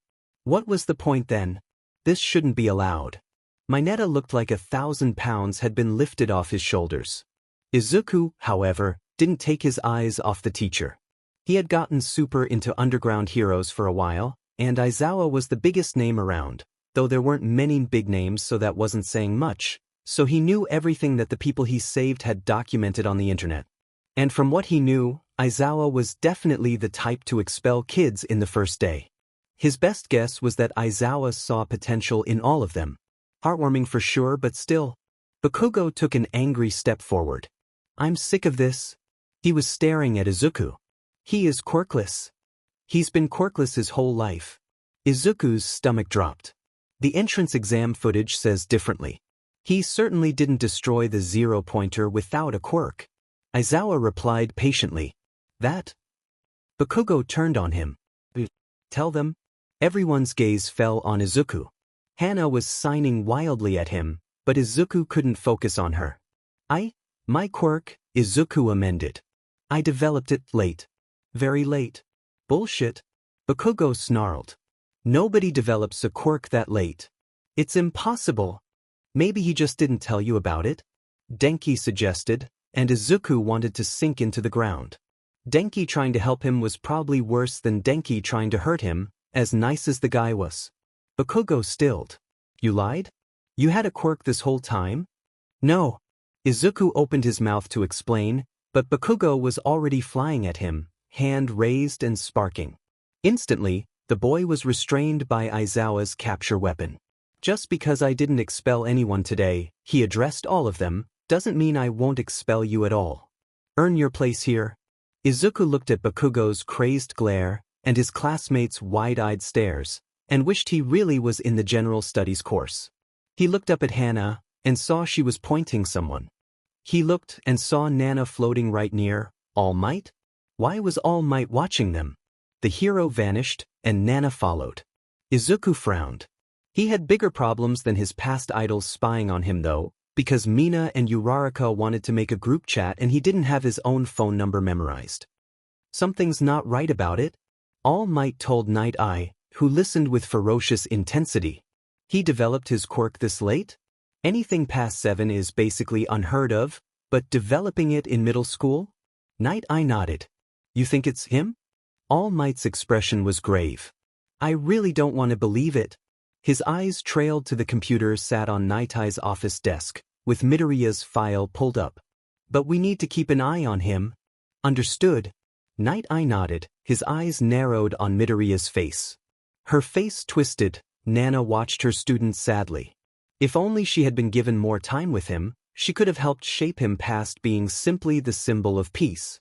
She hoped for his sake and Midoriya's that he realized how wrong he was, and realized it soon. Izuku looked around the changing rooms at all the unique costumes. Ida's was full of metal pipes, built to enhance his speed. Bakugo, who was glaring daggers at Izuku, was wearing 2 giant bombshells on his wrists like gauntlets. Kirishima, who was always hanging around Bakugo, had a pretty simple costume and headpiece. Izuku figured it was mostly for show, but maybe it was also flexible so it wouldn't rip when Kirishima hardened. The heavy feeling he'd had on the first day, the feeling that told him he didn't belong here, crept back into the pit of his stomach. His costume felt too plain compared to theirs. Loose, black, and flame-resistant, it lacked the personal flair everyone else had so meticulously put into their costume designs. He fastened his knee guards into place and stood up, complimenting a few of the others on their hero suits as he did so. Bakugo glared at him for his efforts. They made their way to the mock city that had been used in an entrance exams. All Might led them, and looking at his large, muscled form, Izuku almost forgot that he had coughed up a mouthful of blood. That day seemed like a lifetime ago, when he had met Nana and seen All Might in one of his rare moments of weakness, with blood dripping from his mouth. All for one. A shudder racked his body at the thought, and his gaze shifted to Nana, who gave him an assuring thumbs up. All Might hadn't seemed to recognize him, which Izuku didn't blame him for.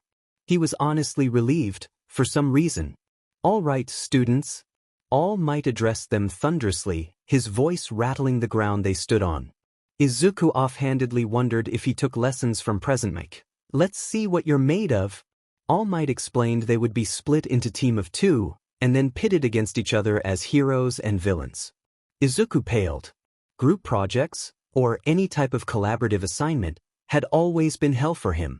People giving him weird looks when they got partnered together, or asking the teacher to switch because he was creepy was usually the best-case scenario. He silently hoped he got put with one of his friends, and not Todoroki whose glare was intense enough to scald him, or Bakugo who would probably attack him whether they were on a team or not. Everyone was still bombarding All Might with questions about the exercise, which he answered patiently. So how do we determine who wins and loses?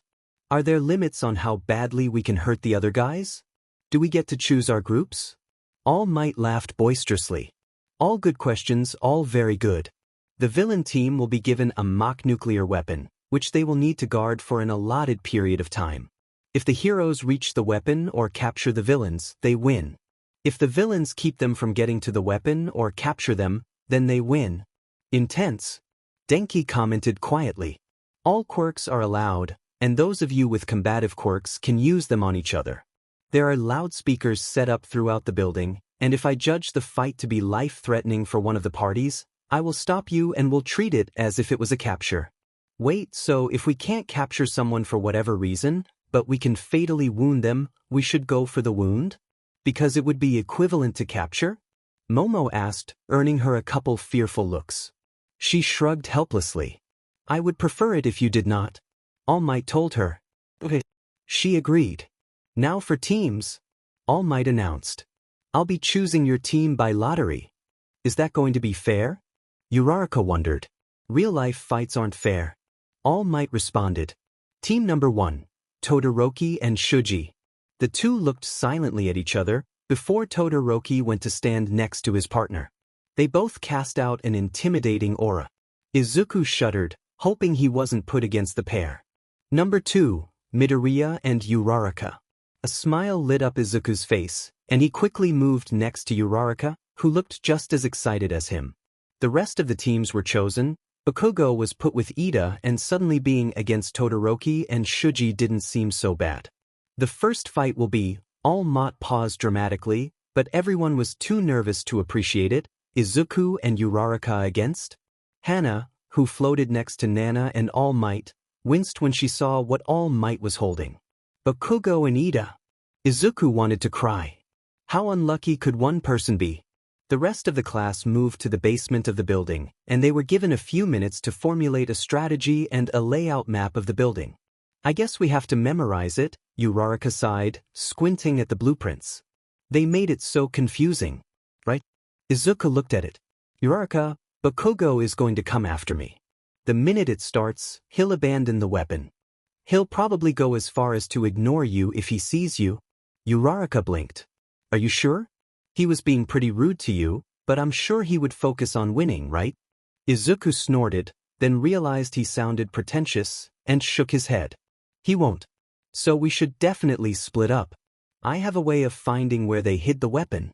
He glanced at Hana, who started jumping with excitement when she realized what he was telling her to do, and took off into the building. I'll send you there and then try and meet up with you. He looked over at Bakugo, who was ignoring a pained Ida and making tiny explosions on his palms. Don't count on me coming though. Izuku winced. Good luck. I'll stay in touch with the headset. Good luck. Go Team Heroes. Uraraka held up her hand, and it took Izuku longer than he would have liked to admit to realize she wanted a high five. They slapped hands and moved to the starting point. Izuku fidgeted nervously before taking a calming breath. Nothing bad would happen to him. Worst case scenario, he gets a few broken bones. All Might was there. Nothing bad would happen. Begin! All Might yelled into the speakers, and Izuku looked at the cameras lining the halls. Hana came back in the nick of time, and Izuku told Uraraka the location of the weapon. Right? She took off, using the long, tiled hallways to push off with her feet and zoom through the air toward the weapon and Ida. Izuku turned to Hana. Thanks.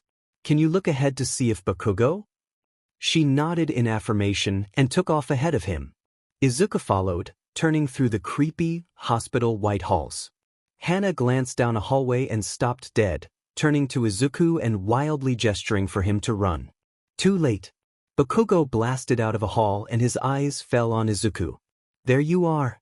The boy grinned fiercely. Gonna run like a coward, Deku? Yes, I am. Izuku took off in the other direction, Hana rocketing in front of him to guide him. He couldn't fight Bakugo. He'd probably die, or if he was lucky, only be violently maimed. He pushed off against walls with his hands, not turning around. Uraraka was silent in the headpiece, which Izuku hoped meant she hadn't been found yet. Fight me! Bakugo hollered, and Izuku nearly stumbled when he heard how close he was. Fight me with that damn quirk you've been hiding. There were rapid popping sounds coming from behind him, which told Izuku that Bakugo was propelling himself forward with blasts of flame. He probably wouldn't be able to stop quickly. Izuku felt an idea starting to form. Izuku panted, his throat burning, and rounded a corner. He prayed Bakugo was running too fast to look down as he stuck out his foot. His soon-to-be murderer rounded the corner and tripped over his foot, sprawling face first down the hall and rolling a few feet with a grunt. Izuku turned and ran away, Bakugo's cry of rage echoing in the halls. Izuku cringed. If Bakugo wanted to kill him before, he didn't want to know what Bakugo would do to him now. He lost Bakugo easily with the head start, and sunk to the floor of a random hallway, thinking. Hopefully, Uraraka would successfully be able to sneak into the room with the capture weapon and they would win. Her fighting style wasn't the best against Ida, from what Izuku had seen, and though he was confident in her strategizing, if it came to a battle of pure force, he was worried Uraraka would be defeated. He needed to give her some sort of support. Izuku had a lot of rough plans, but the two best ones were both undesirable, and both included him being bait. He could run into the room with Ida and try to distract him and allow for Uraraka to reach the weapon, but the minute Ida saw her making her way towards it, he could intercept her. His speed was a huge issue. Not to mention he didn't know how he would distract Ida with no quirk. The second idea made him shudder where he sat. He could find Bakugo, voluntarily, and lead him into the room with the weapon, where he and Izuku could both act as distractions. He stood. Hana. She glanced up. Where's Bakugo? She frowned, and he quickly explained his plan. She looked nervous, but led him down the halls. As he ran, he spoke into his headpiece. Uraraka.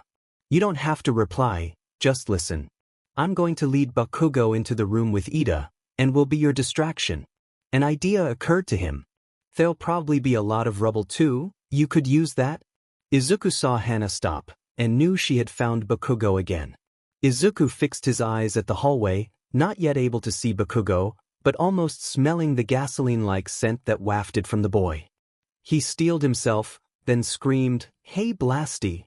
His voice echoed like a death sentence, and there was a moment of silence, like the spirits in the building mourning his imminent death.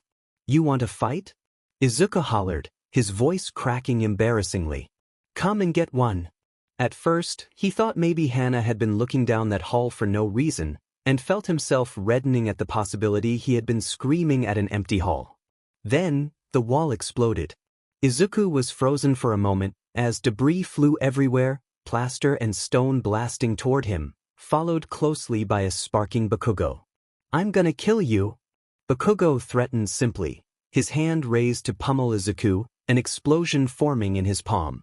In a split second, Izuku had rolled out of the way. If nothing else, at least he knew he was an expert at pissing Bakugo off. He ran again, and Bakugo roared something Izuku couldn't hear.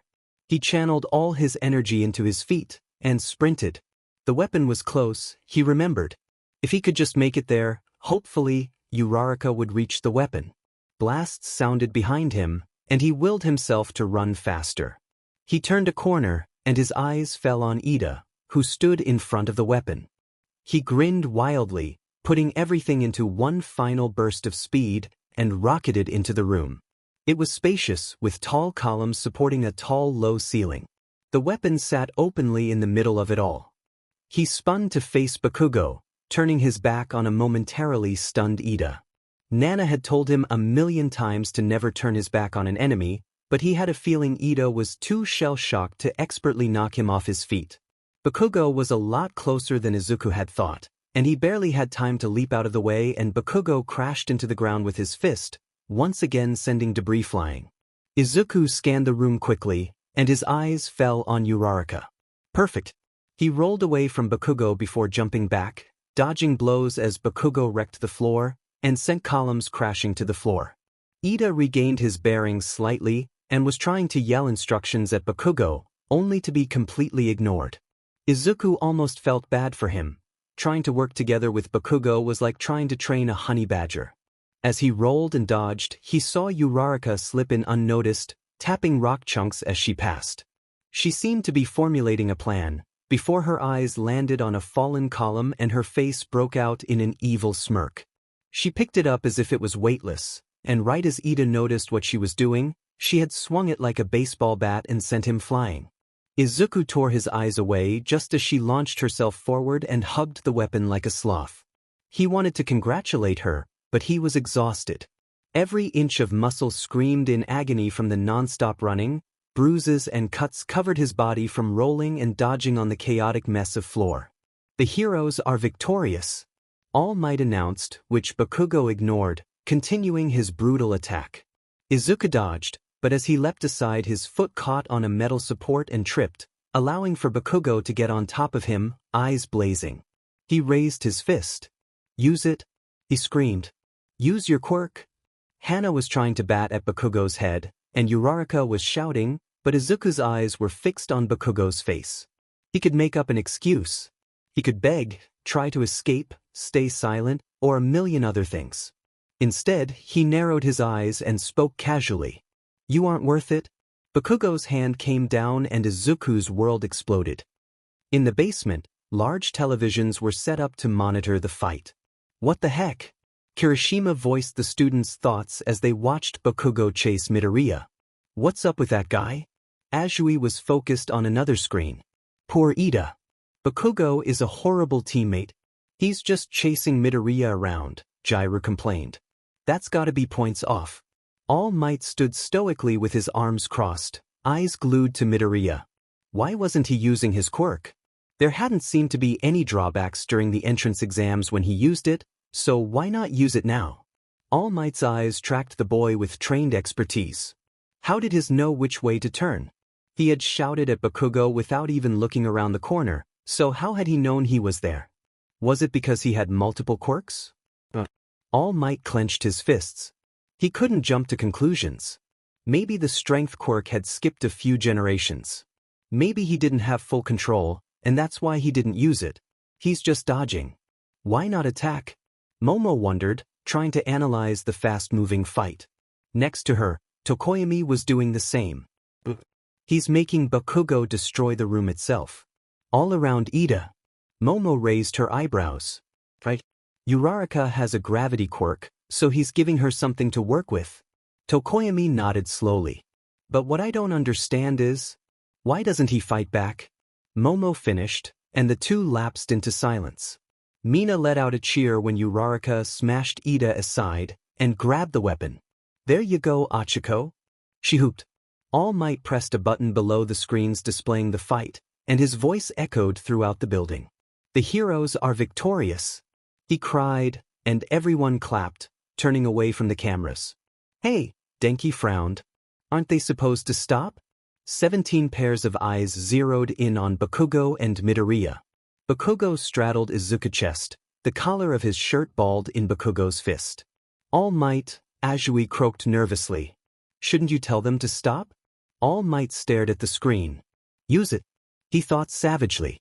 Use your quirk, Midoriya. All Might. Bakugo's hand came down, directly on Izuku's face with a loud bang, and Hagakure screamed. Izuku was no stranger to pain. Cuts, bruises, and most of all, burns. He knew each of their unique stings and aches, which ones lasted the longest and how best to lessen the pain.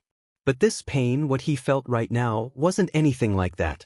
It attacked him even as he slept, and reared its head like a bull whenever he slipped into consciousness. He wanted to escape somewhere further away than sleep, where the pain wouldn't reach him, but one thought helped him endure. His mom. She'd probably be worried, right? She might be disappointed that he lied to her. Maybe she'd never trust him again. That thought was enough to wrench him out of his sleep, and he was awake with the sharp awareness of an acute pain that cut down to the bone. His face was the worst. It stung harshly, and he could feel even without seeing himself that skin was peeling off of it, exposing the vulnerable pink flesh underneath, like a sunburn but 1,000 times worse. His hand twitched, and he wanted desperately to touch his face, but he resisted and instead opened his eyes. He was in a hospital. All Might, Uraraka, Ida, and a short woman with gray hair piled atop her head and kind, yet sharp eyes that Izuku recognized as recovery girls surrounded him bed, all with concerned expressions on their faces. Hana and Nana were both looking at him from the foot of the bed. Hana looked relieved and Nana looking absolutely furious. Izuku, are you feeling okay? Uraraka asked, sounding strained. You woke up faster than you were supposed to? Recovery girl interrupted. You should lay back down if you don't want half your face to be scarred. I need all the energy you can spare to heal that. You're lucky the wound was shallow enough to avoid damaging your brain. Izuku blinked slowly, managing only to breathe raggedly. I apologize, Midoriya. All Might spoke loudly and Izuku winced. All Might noticed and lowered his voice. I should have stopped the fight sooner. I didn't think Bakugo would take it as far as he did. Uraraka couldn't contain herself. I can't believe he did that. He has to get expelled for that, surely he does? He was trying to kill Izuku? He's crazy. Izuku swallowed, his mouth feelings dry and his lips cracked. How long was I? You were only out for a few minutes. Recovery girl just finished treating you. Ida supplied helpfully.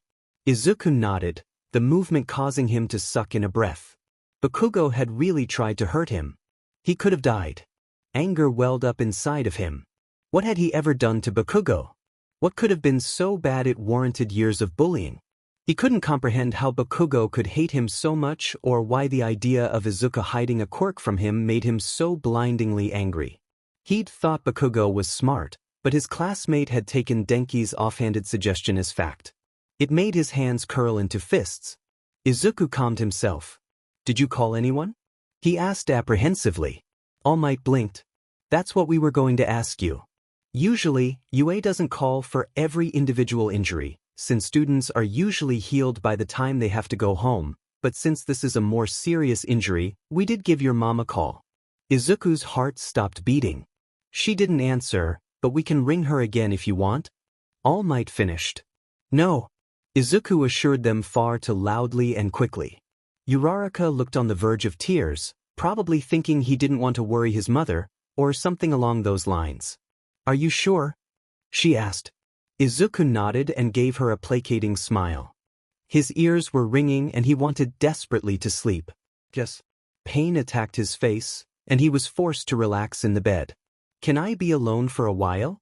Recovery Girl snapped into action, herding everyone out of the room and leaving him alone with the ghosts. Let me posses you, Nana hissed. I want to pummel that punk of a kid. And then I want to pummel my punk of a student. He just stood there and watched. Oh kid, I'm so sorry. Her voice mellowed. Do you need space right now? Izuku shook his head. Not from you guys. He whispered quietly, and Hana tried to give him a hug. It made him shiver as a cool air ticked his shoulders, but his muscles lost some of their tension. Nana saw his eyelids flickering and smiled. Get some rest, kid. Izuku tried to stay awake, but the energy Recovery Girl redirected to his wound was draining him, and he slipped into a light sleep, hoping someone would think to wake him up before the school day was over. Bakugo sat numbly in the waiting room, staring at his hands. He was outside of Principal Nedzu's office and was probably about to be expelled. That's okay, Bakugo thought bitterly. He deserved it. He wasn't sure what he was thinking when he pinned Deku to the ground and screamed into his face. He wasn't sure why he had brought down his hand, even after the round was over. He shuddered to think what would have happened if Four Eyes hadn't tackled him to the ground before the brunt of the explosion had hit Midoriya. Roundface's words still echoed in his mind. I thought you wanted to be a hero. Heroes don't hurt people just because they can. He ground his teeth, glaring at the wall opposite him. Deku must have been looking down on them. Must have thought they weren't good enough for him to use his quirk on. But it still didn't make sense. Deku wouldn't have been bullied if he had a quirk. He would have been a plain old weirdo, instead of a quirkless weirdo. Did he like being bullied? Like a masochist, or? He shook his head. No, it had always been Deku who looked down on him. Who thought he was weak, thought he needed help. It was exactly like him to think his quirk was better than everyone else's. Bakugo squeezed the armrests on the chair and steam leaked out from between his fingers as he unconsciously singed the patches of fabric his hands touched. Everything in this damn school looked so expensive. Heroes don't hurt people. He was a hero. He was going to be the strongest. The door next to him opened, and for a minute, Bakugo thought no one was there. Then he looked down and saw a rat wearing a suit. Katsuki Bakugo? Come in. We have much to discuss. The rat said, and Bakugo found himself gulping. Only because there was spit in his mouth. Not because he was nervous. He entered the neat office, and sat in a lonely wooden chair in front of the desk. The rat, Nedzu, pulled himself, into a large, lavish, leather swivel chair and faced him. I'm assuming you know why All Might sent you here? He asked, and Bakugo glared down at the desk, refusing eye contact. Just get it over with? Bakugo mumbled, enraged at how meek his own voice sounded. He wasn't scared of this stupid-ass rat. Expel me or whatever the fuck you're going to do. Nedzu raised his eyebrows. Did he even have eyebrows to raise? Maybe he just widened his eyes. Bakugo wrinkled his nose and looked away again. He wasn't upset. He didn't need this stupid-ass school to become a hero. He could go to some Z-lister school and still become #1. He was not upset. I don't think we'll expel you quite yet. Nedzu told him thoughtfully. I've seen it in your face, the regret. Bakugo's jaw hung slightly open. What was that rat talking about? Bakugo hadn't been crying or any shit like that. It was probably just an excuse to keep him at the school. His chest puffed out a little. Even the snobs at UA could see how strong he was. They couldn't bear to let him go. Oh, he said dumbly. Then can I go? Nedzu looked at him for a moment, and Bakugo felt like he was being pricked by needles all over. Something about those beady, black little eyes. He knew he wasn't imagining it. Nedzu hated him. You didn't let me finish. We aren't expelling you permanently. Don't think there won't be any consequences. Netsu's voice turned sharp. 3 weeks of suspension. You'll be missing the USJ rescue training field trip. And if you want to remain at this school, I expect you to apologize to Midoriya. Bakugo glared at the floor. That's it then? That's it from me. Aizawa gets the final say on what to do with you. Netsu gave him a smile. And I think you've seen he isn't exactly the merciful type. Bakugo stood to leave, his mind a whirlwind of confusion and a sense of fear he wasn't used to welling up in his stomach. Every bone in his body was screaming at him to get out of there. He understood why Netsu was the principal of the best hero school in the world. Now, I know of arrogance, Netsu told him. Humans are granted a little bit of power, and suddenly they believe themselves to be infinitely better than everyone else. He met Bakugo's eyes. It has been again and again proven to be a fatal flaw of mankind. It will kill you if you do not control it. Bakugo's brow felt tired from being stuck in the same sour expression for so long. I understand, he finally mumbled. But remember, this is a school for heroes. Netsu chimed. Not villains. Izuku woke up again, and the pain was much less now. More of a faint ache in his limbs than anything else, and he guessed that was because the energy had been sucked out of him and put into healing his face. Recovery Girl had such a fascinating quirk. Healing quirks were so rare, especially ones like hers that worked without taking any of her energy and instead using that of the patient, though it could be flawed if the patient was so exhausted they had no energy to spare for healing, in which case. Izuku? What was that about Recovery Girl? He jumped in his bed and saw Mina standing there. Oh no, he hadn't been saying all that out loud, had he? He thought the muttering had gotten better. Hi Mina. His voice came out a gravely mess, and he quickly cleared his throat. Mina's face was sympathetic and her eyes flitted to the left half of his face. Here, I've got the homework for you. The bell rang a little bit ago, but I didn't want to wake you. That Bakugo kid is crazy. They sent him home early, but I can't believe he isn't expelled. Scratch that, he should be jailed for attempted murder. Izuku laughed lightly. Thanks, Mina. He slid out of bed and stumbled a little, dizziness clouding his mind. Mina supported him and after a moment he steadied himself. He collected the homework and his backpack which she had also brought, and they walked out of the school together. She went off to find a taxi, and he headed home. Nana had left to follow All Might, and Hannah had told him she was going to wander around for a while. He arrived home to an empty house as he usually did. He tied off his shoes and slipped upstairs, dumping his bag on the floor and zipping into the bathroom. He glanced in the mirror and blanched. On the left side of his face, a very noticeable scar stretched across his flesh, bursting out like a starburst from his left ear toward the middle of his face. He reached up a trembling hand and poked lightly at the flesh. It was tender and soft and slightly raised. His freckles were gone on that half of his face, leaving only a stark pale echo of probably his only defining feature. He covered the normal half of his face. He looked haunting, and the scarring lifted up the corner of his lip like a smirk. He switched his hand to cover his left side, and saw his regular old face, freckles dotting his cheeks and nose, his rounded eyes. He panicked. She should be home by 8, and there's no way I can cover this thing up by then. Could I use makeup? But the texture is different, it would be obvious. What could I tell her? And accident with a villain? She might buy that. He looked back in the mirror and despaired. She would probably have seen the missed call from UA, and put 2 and 2 together.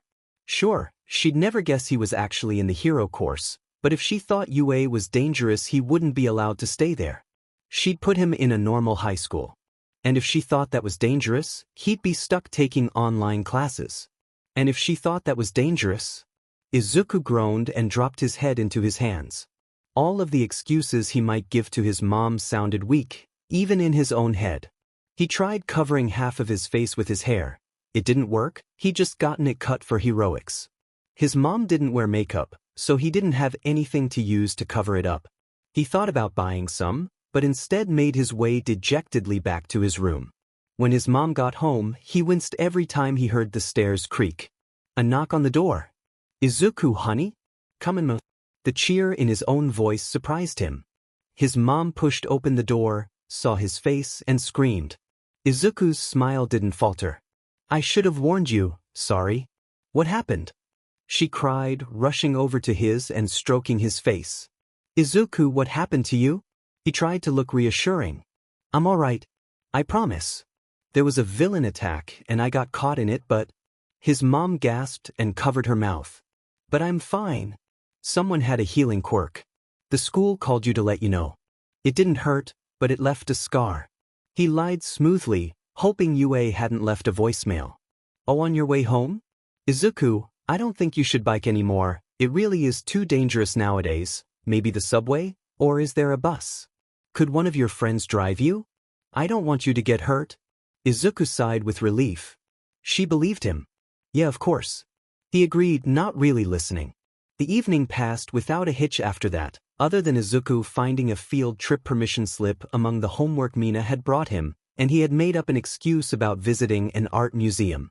The field trip sounded fun.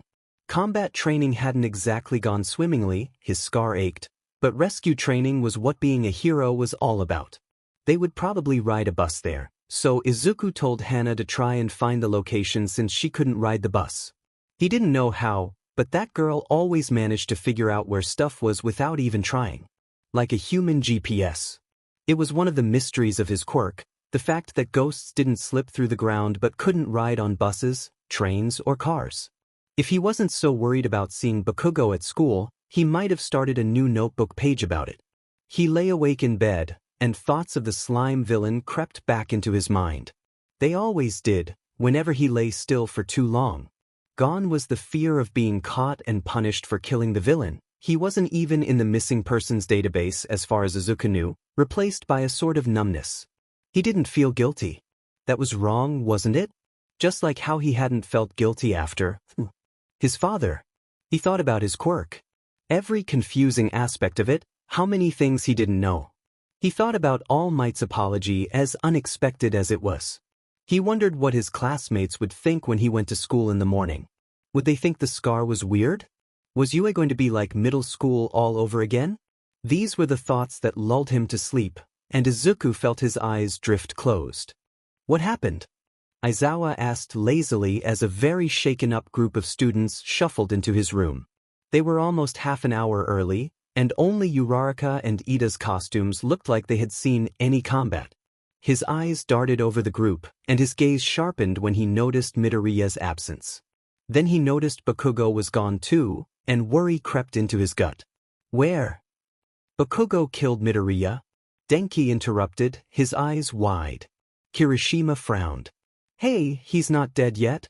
It was crazy, sir.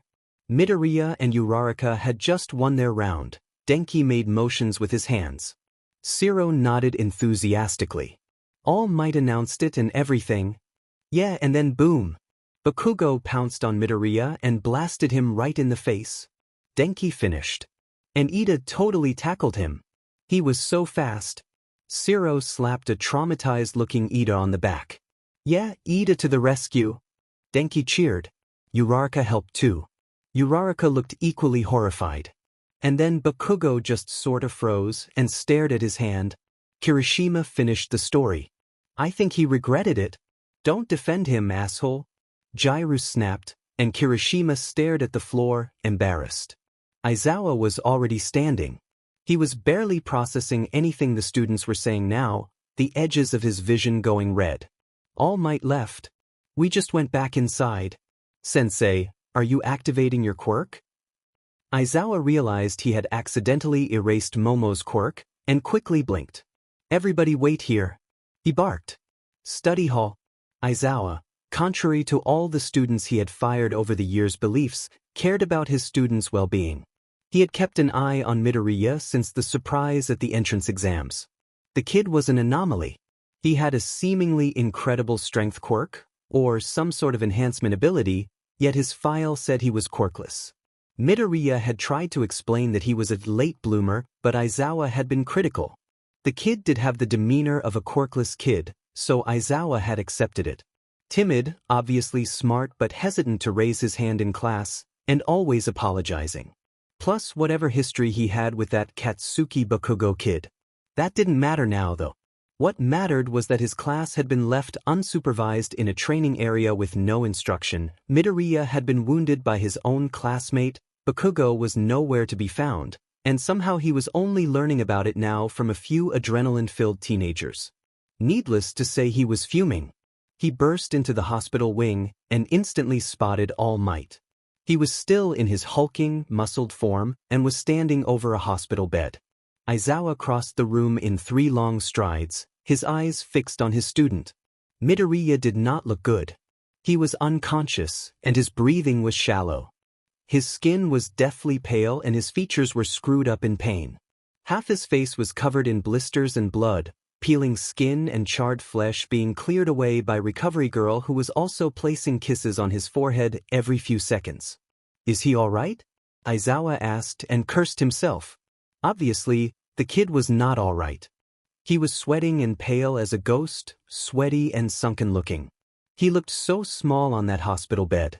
"He's stable," All Might muttered, not taking his eyes off Midoriya. "He's going to survive." Aizawa resisted the urge to tackle the number 1 hero to the ground. "How did one of my students end up in a hospital bed?" Aizawa hissed. "How irresponsible do you have to be to let 2 obviously hostile students engage in free-range combat? How stupid would you have to be not to consider their partners at all? Did you pick names out of a hat?" All Might looked guilty, and Aizawa clenched his teeth. He hadn't exactly been against All Might as a teacher. He was certainly extraordinarily skilled in combat and unmatched in terms of raw power. He had been willing to give him a chance and see what he could do. He glared at the fidgeting mess of a man in front of him and regretted his decision not to object when Nezu told the pre-employed UA teachers about his employment. "I didn't know," All Might told him defensively. "Of course I never meant for this to happen. I didn't think young Bakugo would." "That's right," Aizawa snarled. "You didn't think?" All Might looked like he'd been hit by a bus. Recover girl sighed. "Quiet down or take it outside, gentlemen. I have a patient here." Then she gave All Might a look. "You do know better, Yagi." All Might shrunk into his smaller form with a sigh. Aizawa grabbed Midoriya's clammy hand, giving it a small squeeze. The kid was going to be fine. "Where's Bakugo?" he asked All Might after a moment. "I sent him to Nezu," All Might replied. Probably the only rational thing he had done all day. Aizawa took a few calming breaths. He was nothing if not professional. "I have to get back to my class. I try not to make a habit of leaving them alone and unsupervised after possibly traumatic events." Aizawa stood, pointedly eyeing the older man in the room. "Update me on Midoriya's condition, please." He was most definitely going to have a good, long talk with Nezu soon. And Bakugo. Out of all the students, Bakugo was the one he was closest to expelling.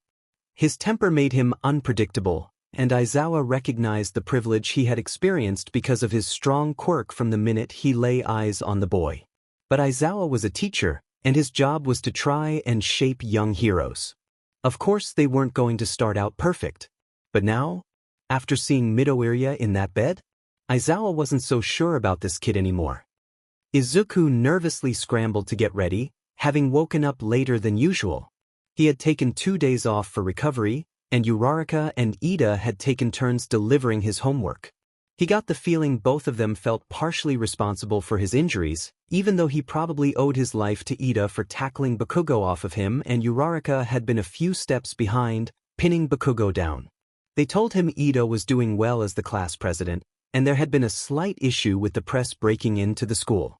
They carefully tiptoed around talking about Bakugo, and though it made Izuku feel like a patient on deathbed, he appreciated them for trying. Technically, he was supposed to take today off as well, but he didn't want to miss the trip. They were going to USJ, and Hana had already left to find their destination.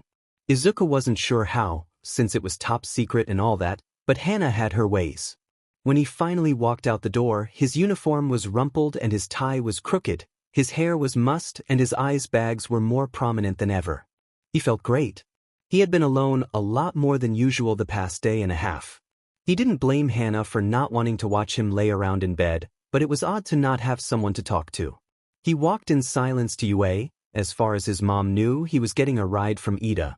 his heart pounding in his chest despite him trying to ignore the thought of seeing Bakugo again. The school was much more crowded than he was used to, since he usually arrived right after the doors opened. He saw some upperclassmen, some kids from 1B and the support class. He spotted Todoroki, but thought better of waving hello. Todoroki was the second scariest kid in the class. After Bakugo. He touched his face self-consciously, dreading the stares he would receive when he walked into that classroom. It wasn't too obvious, was it? His eyes fell on Todoroki again, wondering where he got his scar. However he had gotten it was probably a lot more dignified than being pummeled into the ground during a school lesson. Todoroki had probably fought back.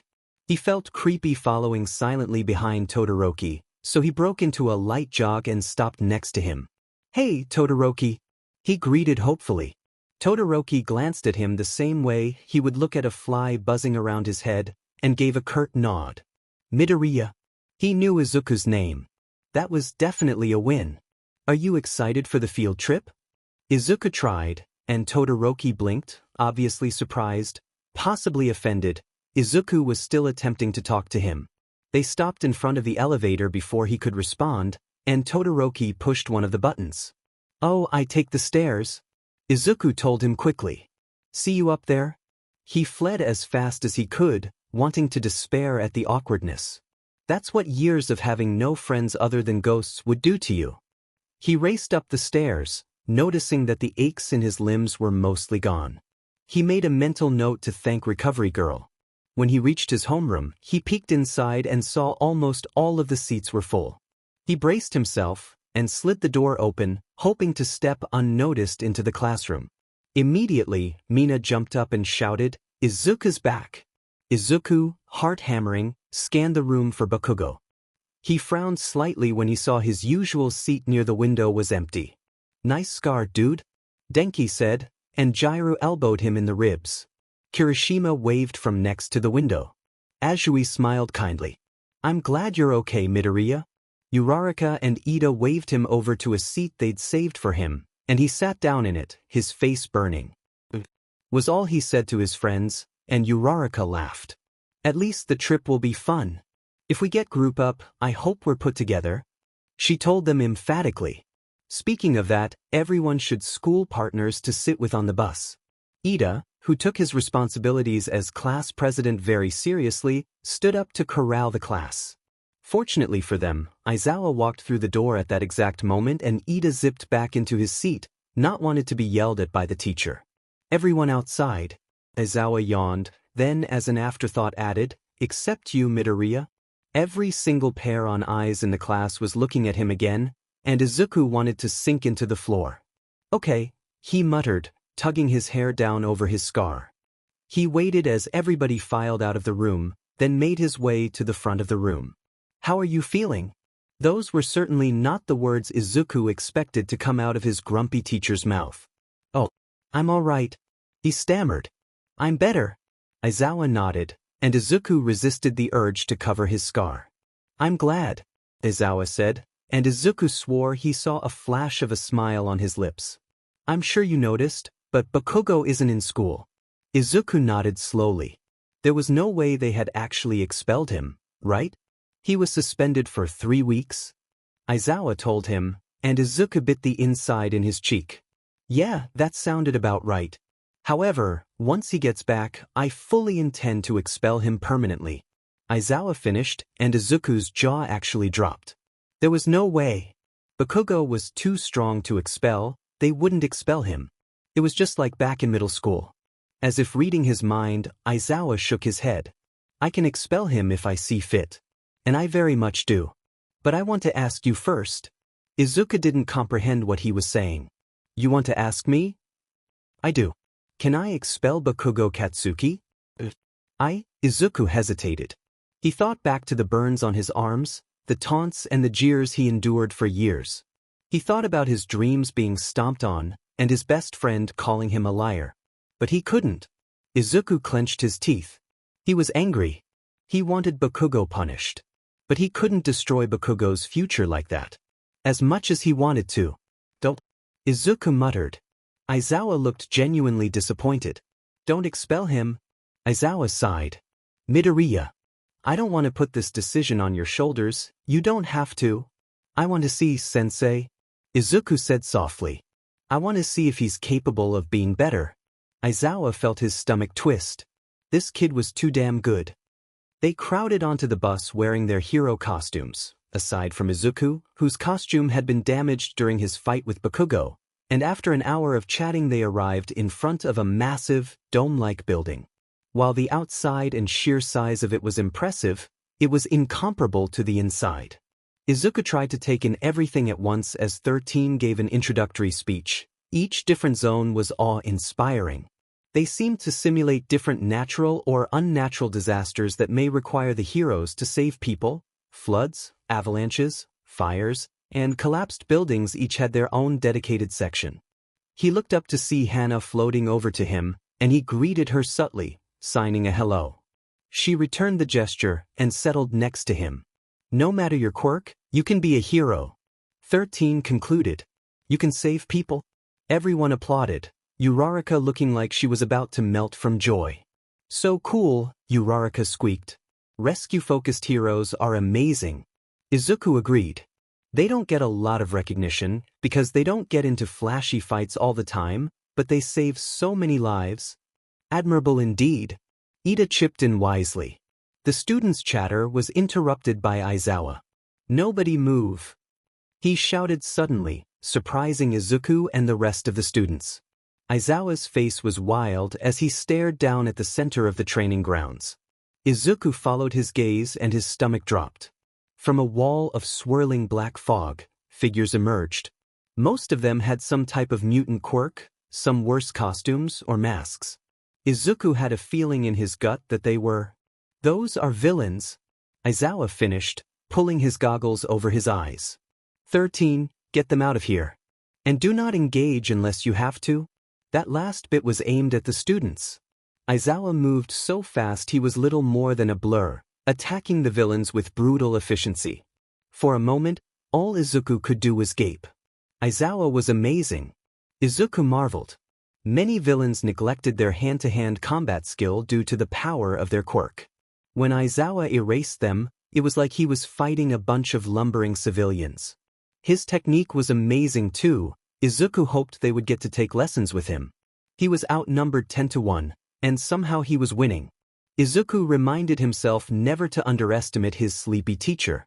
It's so interesting, not to mention that none of them can tell whose quirk he's erased, so they're hesitant to attack. He managed to put them on the defensive. Incredible, Izuku muttered, and Hana rolled her eyes at him despite the situation. Ida grabbed him and pulled him toward the doors. Not the time. Everyone, we need to evacuate. I'm afraid that won't be possible. A sinister voice echoed loudly around them, and the same black fog that the villains had came from spread out like ink in front of them. Who are you all? Momo asked loudly, her hand hovering near her stomach in case she had to make a weapon. I'm glad you asked. The villain drawled. We are the League of Villains. We took it upon ourselves to break in so we could kill the symbol of peace, All Might. It appears, however, a hint of regret entered the villain's voice. That he isn't here. What a shame. The fog spread like it was a liquid, surrounding everyone. Confused screams sounded all around Izuku. Izuku locked eyes with Hana for a minute, terrified, and then he was pulled away into a freezing cold abyss. You will be scattered. The fog villain's voice echoed in his ears. Tortured. And eventually, you will be slain. He slipped out of the void into open air, and fell head first towards the water. He hit the surface hard, and sunk fast, kicking desperately to try and swim up to the surface. Izuku wasn't a good swimmer. He never really went to the pool or the ocean, partially because he didn't find swimming particularly fun and mostly because he didn't have anyone to go with. His mom was usually too busy, and he hadn't been invited to a birthday party since he was 5, let alone a pool play date. He was sinking. He blinked open his eyes, trying to see in the murky water. Finally, a voice gurgled from behind him. Izuku spun around to see a villain with spiked teeth and an unnaturally wide mouth advancing on him. The meal has arrived. Izuku froze with terror as the villain opened his mouth as far as it would go and swam towards Izuku. Out of nowhere, Azui shot through the water and kicked the villain so hard the force pushed Izuku backwards. Her tongue shot out and wrapped around Izuku, and she yanked him to the surface. Thanks, Azui, he panted, gasping for breath and blinking water out of his eyes. Call Mitsuyu? She told him simply, before launching him into the deck of a boat that sat in the water. Mineta followed closely behind him, and Izuku noted that she had slammed Mineta down with more force than was strictly necessary. She crawled up the side with her sticky fingers. This isn't good, Azui decided, as villains surrounded their boat. There goes 13's well-planned lesson. Now that I think about it, that press break in Uraraka and Ida told me about must have been a ruse to gather information. This league of villains seem to know what they're doing, though obviously they don't know our quirks or they wouldn't have dropped CU into the water disaster zone. And they didn't know All Might wasn't with us, so. They can't kill All Might? Mineta chirped. He'll come and crush them. Azui shook her head. They definitely have a way, or they wouldn't have gone to all this trouble. They've probably got a secret weapon, like a bomb or something. Mineta paled. A bomb? Azui continued thoughtfully. It's definitely not beneath those bastards to fight dirty either. Maybe they'll keep a few of us alive as captives. They did say they'd torture and kill us all though, so maybe it's something else? All the UA girls are so gloomy. Mineta complained, earning him a dirty look from Azui. Ignoring him, Izuku turned to Tsuyu. What can your quirk do? Virtually anything a frog can do.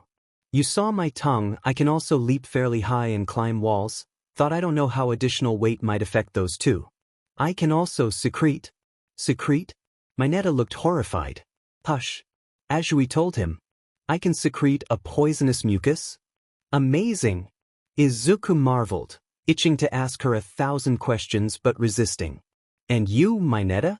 In lieu of a reply, he grabbed one of the shiny purple balls from his head and stuck it to a wall of the ship.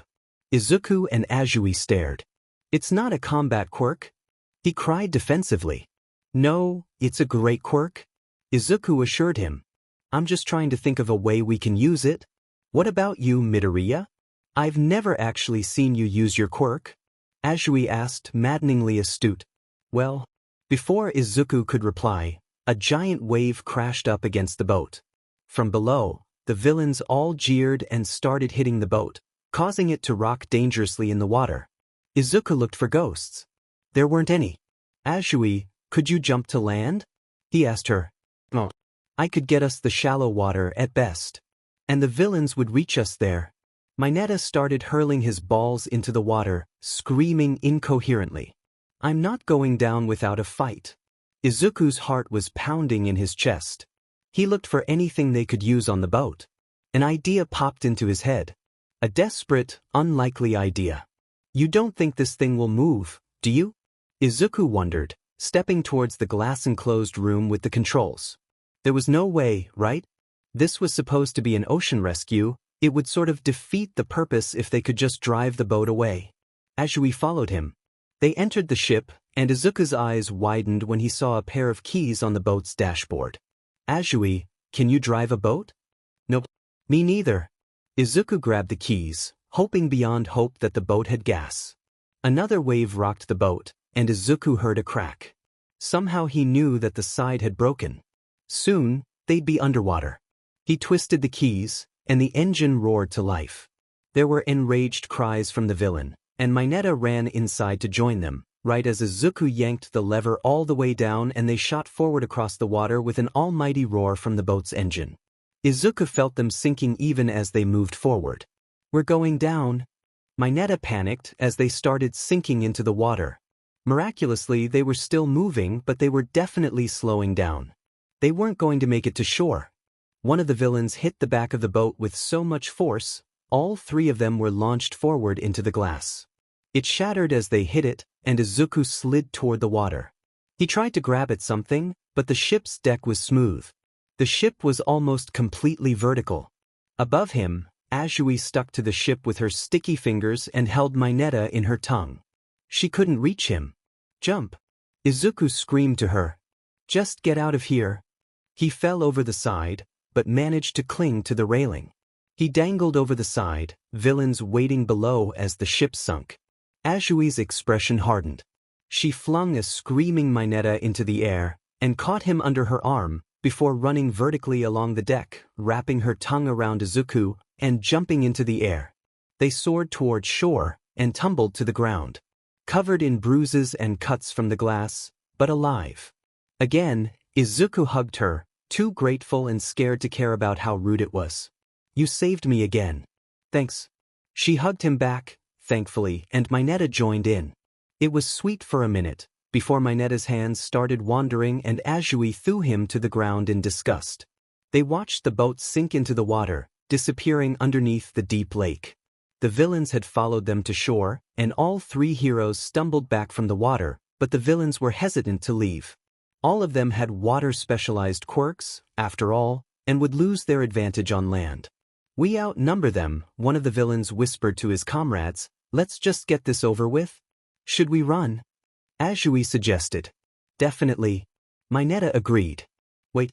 Izuku looked around and found a steel pipe from a nearby collapsed building. He picked it up and gave a few practice swings. "We can take them." "What?" Mineta whisper screamed, as the villains, now fully on land, drew nearer. "Are you crazy?" Izuku ran at the villains with his pipe, swinging back like a baseball bat, and attacking the villains. At first, they were too shocked to speak. A short, high school kid running at 15 grown villains with nothing but a pipe. Izuku whacked one on the head, and he dropped like a rock, bleeding and knocked out cold. Izuku moved on to the next, his teeth clenched, swinging with no rhyme or reason. The villains regained their bearings fast and attacked, but with only their first they couldn't do much against him. Especially when Ajui joined the fight, kicking and flinging villains in every direction. When they finished, Izuku was just as shocked as the villains had been. "Did we just osser?" Ajui hummed. "They were kind of weak. This league of villains isn't so impressive, I guess." "You bring up a good point, actually. They had such great numbers, I was shocked to see so many villains in one place. There's a possibility they took anyone they could find, including these lower-ranking villains. If they had been able to fight on land, we wouldn't have stood a chance, or if the boat hadn't started, that would have been a disaster." Izuku broke into a muttering mess. He decided it happened when he was stressed out. At that moment, a flash of light rushed at him, and Izuku flinched before seeing that it was Hana. She embraced him, and signed so fast her hands were a blur.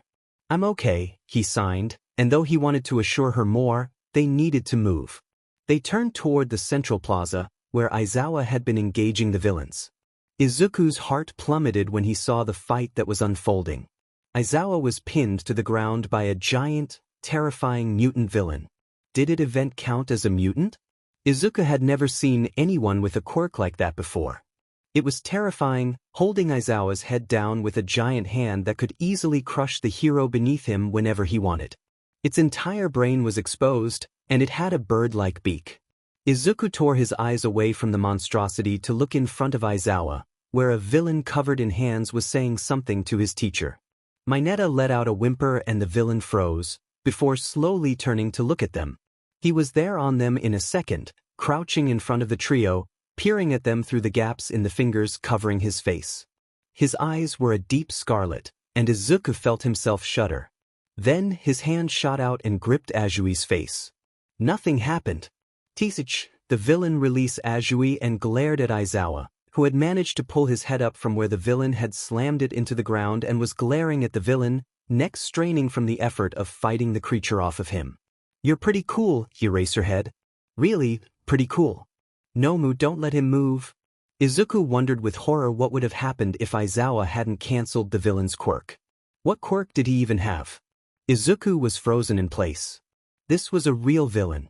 Ajui, who managed to keep her cool, grabbed Mineta and Izuku, and tried to jump back. The villain was too fast, grabbing at the three and, managing to wrap his hand around Izuku's arm, threw him back away from the water with strength unbefitting of his skinny form. Izuku hit the ground hard and rolled, getting to his feet as fast as he could.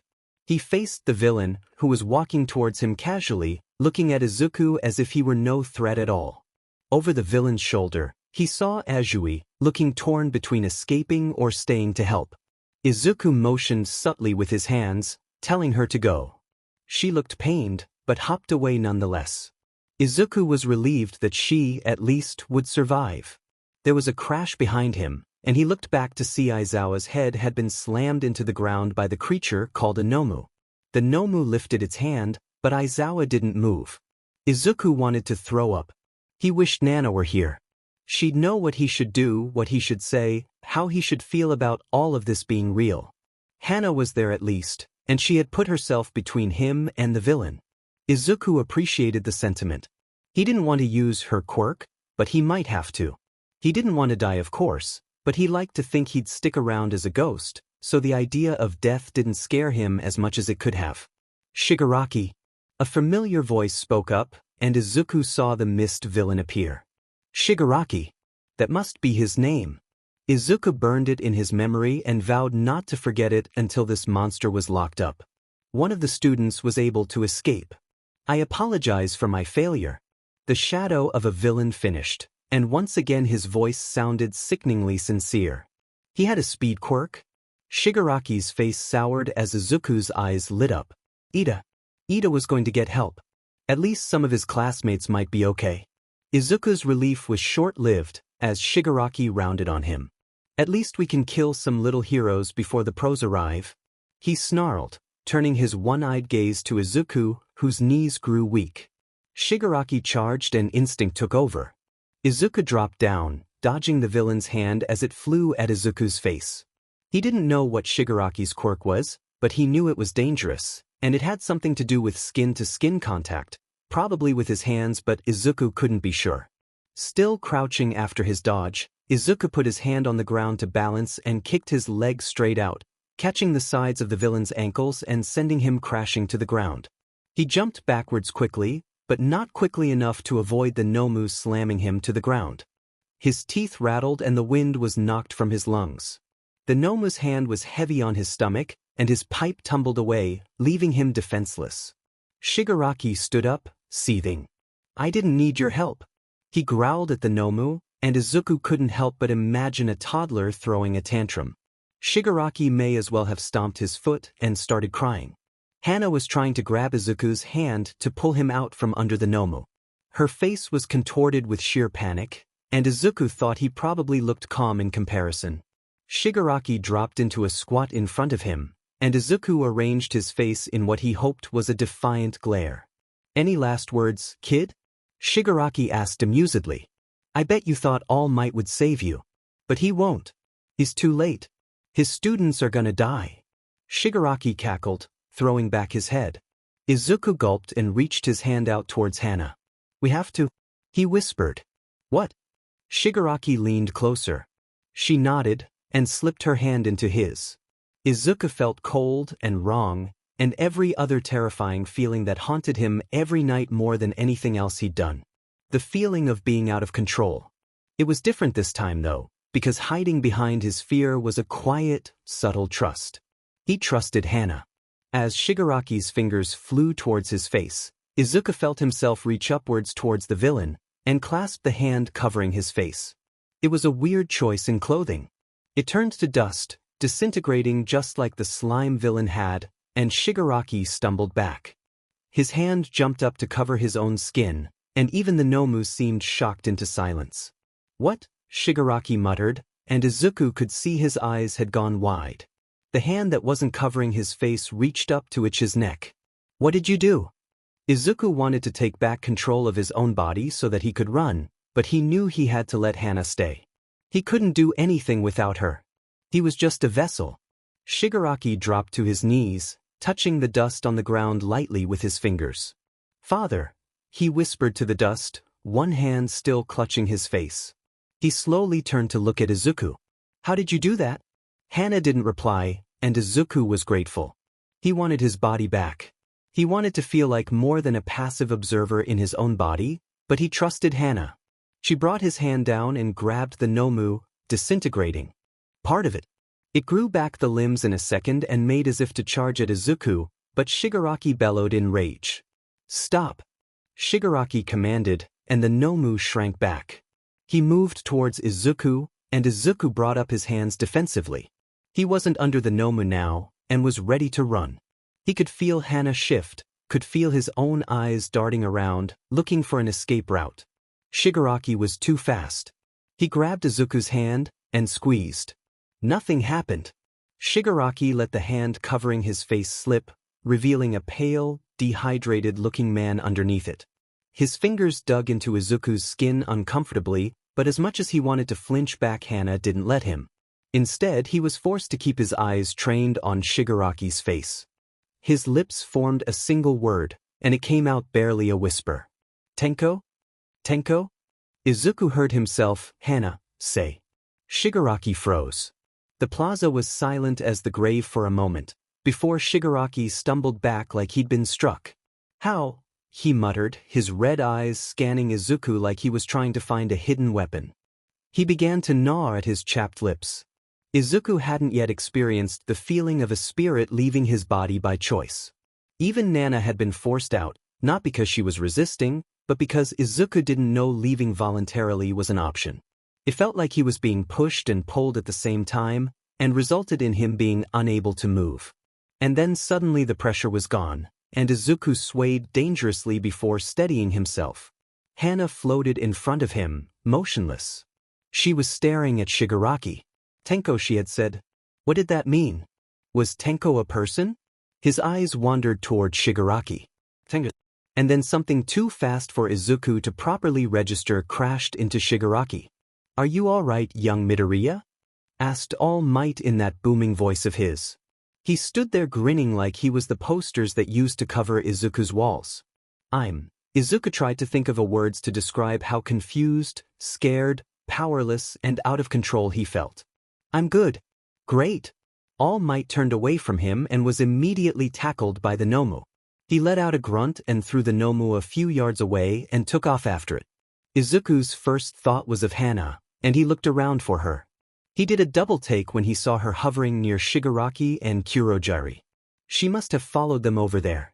Izuku wanted to run to her, but thought better of charging, quirkless, towards two villains to save a ghost they couldn't see. He instead turned his attention to a still unmoving Aizawa who lay in a crater in the concrete. Blood peppered the pavement and Izuku felt bile building in his throat and had to swallow it back. He knelt next to Aizawa and took his pulse. Alive. He was alive. Izuku let out a short breath of relief. It was surprising how much the grumpy teacher had endeared himself to Izuku in only a few days. Even at a moment like this, Izuku's mind still wandered to Bakugo.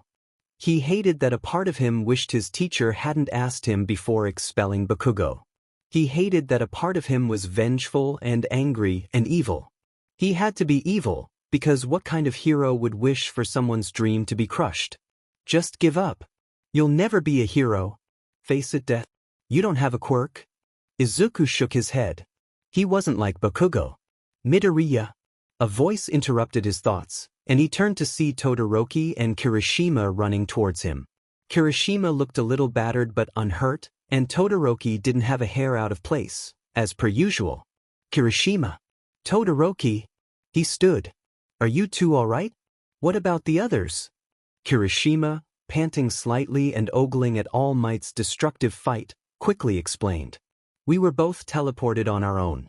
Todoroki took care of his villains no problem, but I had a bit of a tough time. There were just so many. I offered him my assistance before we headed over to you. We do not currently know the status of any of our other classmates. Todoroki finished quickly, his eyes darting calculatedly around the plaza, taking in Shigaraki, Kurogiri, the Nomu and All Might. Man, Bakugo would have loved this. Kirishima remarked offhandedly, while looking at the chaotic scene in front of them, then seemed to realize what he'd said and quickly turned a shade of red to rival his hair. What I meant is... Todoroki suddenly dropped down, yanking Izuku and Kirishima with him. They hit the ground hard, right as a warp gate appeared and sent a giant chunk of rubble sailing over their heads. Todoroki rolled out of the way, his eyes fixed on Kurogiri. Dangerous. He whispered, ice creeping up his arm. Izuku glanced at the warp villain, who was sabotaging All Might's fight however he could. Then he glanced at Todoroki, who looked like he was preparing to attack. Then he looked at All Might, who seemed to have turned the tide of the fight in his favor. I don't think we should interfere. Izuku told Todoroki, tugging urgently at his sleeve. Gotta agree. Kirishima chimed in. We'd probably just get in the way. Todoroki narrowed his eyes. You would get in the way. I have trained for this. Kirishima frowned slightly, which Izuku had never seen him so before. Hey man, I don't know if being a recommendation student boosted your ego or something, but you aren't any better than the rest of us. I have trained. Todoroki repeated. I am more prepared for battle. Kirishima opened his mouth to argue right as All Might pummeled the Nomu through the ceiling, raising a fist in victory. While Todoroki and Kirishima both looked fairly relieved at the victory, but Izuku was still apprehensive. Nana had mentioned something about a time limit. It had to do with the first time they'd met, when Izuku had seen All Might cough up a glob of blood. Sure enough, when Shigaraki and Kurogiri attacked, All Might almost fell to them. Luckily, the pros had arrived. At least a dozen of them, taking down villains left and right. Izuku felt a tiny smile grace his lips as he watched the combat. It was so amazing to see in real life. Damn it. Shigaraki's eyes were crazed as he snarled at the approaching heroes. Damn it, those heroes they. Shigaraki, we must go. Kurogiri urged, tugging Shigaraki towards the portal. Shigaraki shook his head and pointed a dry finger towards Izuku. Get him. Bring him with us. Todoroki heard this, and sent an inquisitive look towards Izuku. Izuku steeled himself, facing Shigaraki and Kurogiri head-on. Todoroki stepped in front of him, also facing Shigaraki. Cool air radiated off of him in waves. Kurogiri, for his part, looked as stressed as a man-shaped bunch of mist could. He was looking between Shigaraki and Izuku, as if weighing his options. Was trying to snatch a kid worth it to please Shigaraki? Izuku watched as they retreated into the portal, and sighed with relief. They must have decided he wasn't worth it. From behind him, a hand shot out and grabbed his hair, yanking him backwards. Izuku strained against it, seizing the wrist that had grabbed his and pressing his fingers into the skin, digging in his nails. It released him, and Izuku jumped back, stumbling away. A single, unnerving hand retreated back into the purple mist, and Izuku's heart hammered as he looked around wildly, expecting another attack. None came. After that, it became a bit of a blur. The heroes were followed by police officers, who escorted the villains into cars for questioning. An ambulance rushed Aizawa away before all the kids had even been recovered from the training grounds, and after a quick head count everyone was piled into vans to be taken to UA. Todoroki kept sending Izuku questioning glances. They obviously screamed, "Why did Shigaraki want to kidnap a loser like you?" But Izuku resolutely ignored him. Though shaken up, and groups of students quietly regaled each other with stories of their fights. A few were missing from their ranks. Kaminari, still in a daze from using his quirk, had been driven off in a separate car. Izuku was roughed up, but he had hidden the scraped from the broken glass and all the bruises from falling, so he didn't have to go to the infirmary. It was too much trouble. Really, his only concern at the moment was Hana. After the portal had closed, she freaked out, dropping to the ground where it disappeared and clawing at the dirt. Izuku had been dragged off before he could comfort or even talk to her. Azui sat in silence next to him. They had a shared sense of camaraderie after their fight. The first thing Azui had done when she saw him again was apologize for leaving. As much as Izuku assured her it wasn't her fault, he could still see in her eyes that she blamed herself. And Izuku understood, because if the positions were reversed, he probably would too. Anyways, Mina was telling Kirishima about her fight. Ito was able to escape. After that it was all about holding the villains off long enough for the heroes to get there. I was so tired I thought I was going to fall over. Yeah, Kirishima agreed. I was dropped all alone in this one part with a ton of villains. It felt like they just kept coming. I was seriously exhausted when the heroes finally got there. Murmurs of agreement spread around the van. Izuku glanced around and caught Todoroki, rolling his eyes. Izuku shook his head. He must have seen wrong. When they got back to the school, it was a chaotic process of news reporters, worried parents, other students bombarding them with questions. Damn it, Midnight grouched, glaring out the window at the reporters surrounding the school. How the hell did news break this quickly? 1A, now all settled down in their seats, sat in silence, and Midnight stood at the front of the class. The silence was becoming awkward, but a man in a long, brown trench coat strode through the door. He had short, close-cut hair with a fedora nestled on top, a kind face, and a small notebook in his hand. Izuku wondered faintly if he should get a small notebook instead of his large, chunky ones. "Hello, students," the man said kindly, his square features softening. "My name is Detective Tsukachi. I'm here to answer any questions you may have involving the incident at USJ." Izuku's hand shot up. Tsukachi raised his eyebrows and Izuku's enthusiasm before nodding at him to speak. "How is Aizawa-sensei?" he asked nervously. "Concerned for your teacher, how righteous. He is stable for now. So is the Hero 13. No heroes or students were killed in the incident," Tsukachi told them. "What about the villains?" Ida asked. "Have they explained their motives in the attack?" Tsukachi looked somber. "We haven't gotten past base-level questioning yet, but we believe that it was an attempt to take All Might's life. The villains that we captures are being detained and questioned further as we speak. As for the escaped villains, we can and will do everything in our power to track them down and take them into custody." His eyes swept over the class. "Any more questions? I encourage you all to contact your parents and get rides home. You likely won't have school for a few days, and please refrain from talking to any media outlets about the events at the training center." With that, Tsukachi was off and the class slowly dispersed. Izuku slipped out with Mina and Kirishima, trailing behind them. Instead of following them out of the building though, he took a sharp turn and made his way to the infirmary. After a few wrong turns, he was able to slip inside. He scanned all the beds for Aizawa, spotting him near the back with his curtains partially drawn. Izuku's heart clenched when he saw his professor wrapped from head to toe in bandages. He stood by Aizawa's sleeping form. "I'm sorry," he whispered. One of Aizawa's eyes squinted open, and Izuku nearly smacked his teacher in surprise. "Sensei?" Aizawa gave him an unimpressed one-eyed stare. "Oh, Izuku grasped for excuses. "Sorry, I was just coming to see Recovery Girl." "Feel better, Sensei." Aizawa's single eye rolled, and Izuku reddened slightly. "Bye," he called, before scampering off. As if things couldn't get more embarrassing than being caught talking to a sleeping guy, Recovery Girl yelled at him about running and made him sit down and have his scrapes healed. He didn't know how she always seemed to know he was hurt. Nana found him that night and they talked about Hana for a while. Nana was just as confused as he was, and promised she would search for his missing friend. Izuku thanked her, and was left alone. He hadn't been truly alone in a long time. He forgot how horrible it was. He almost wished Hana had never come along. If she hadn't, he wouldn't know what it was like to have a constant companion and ally.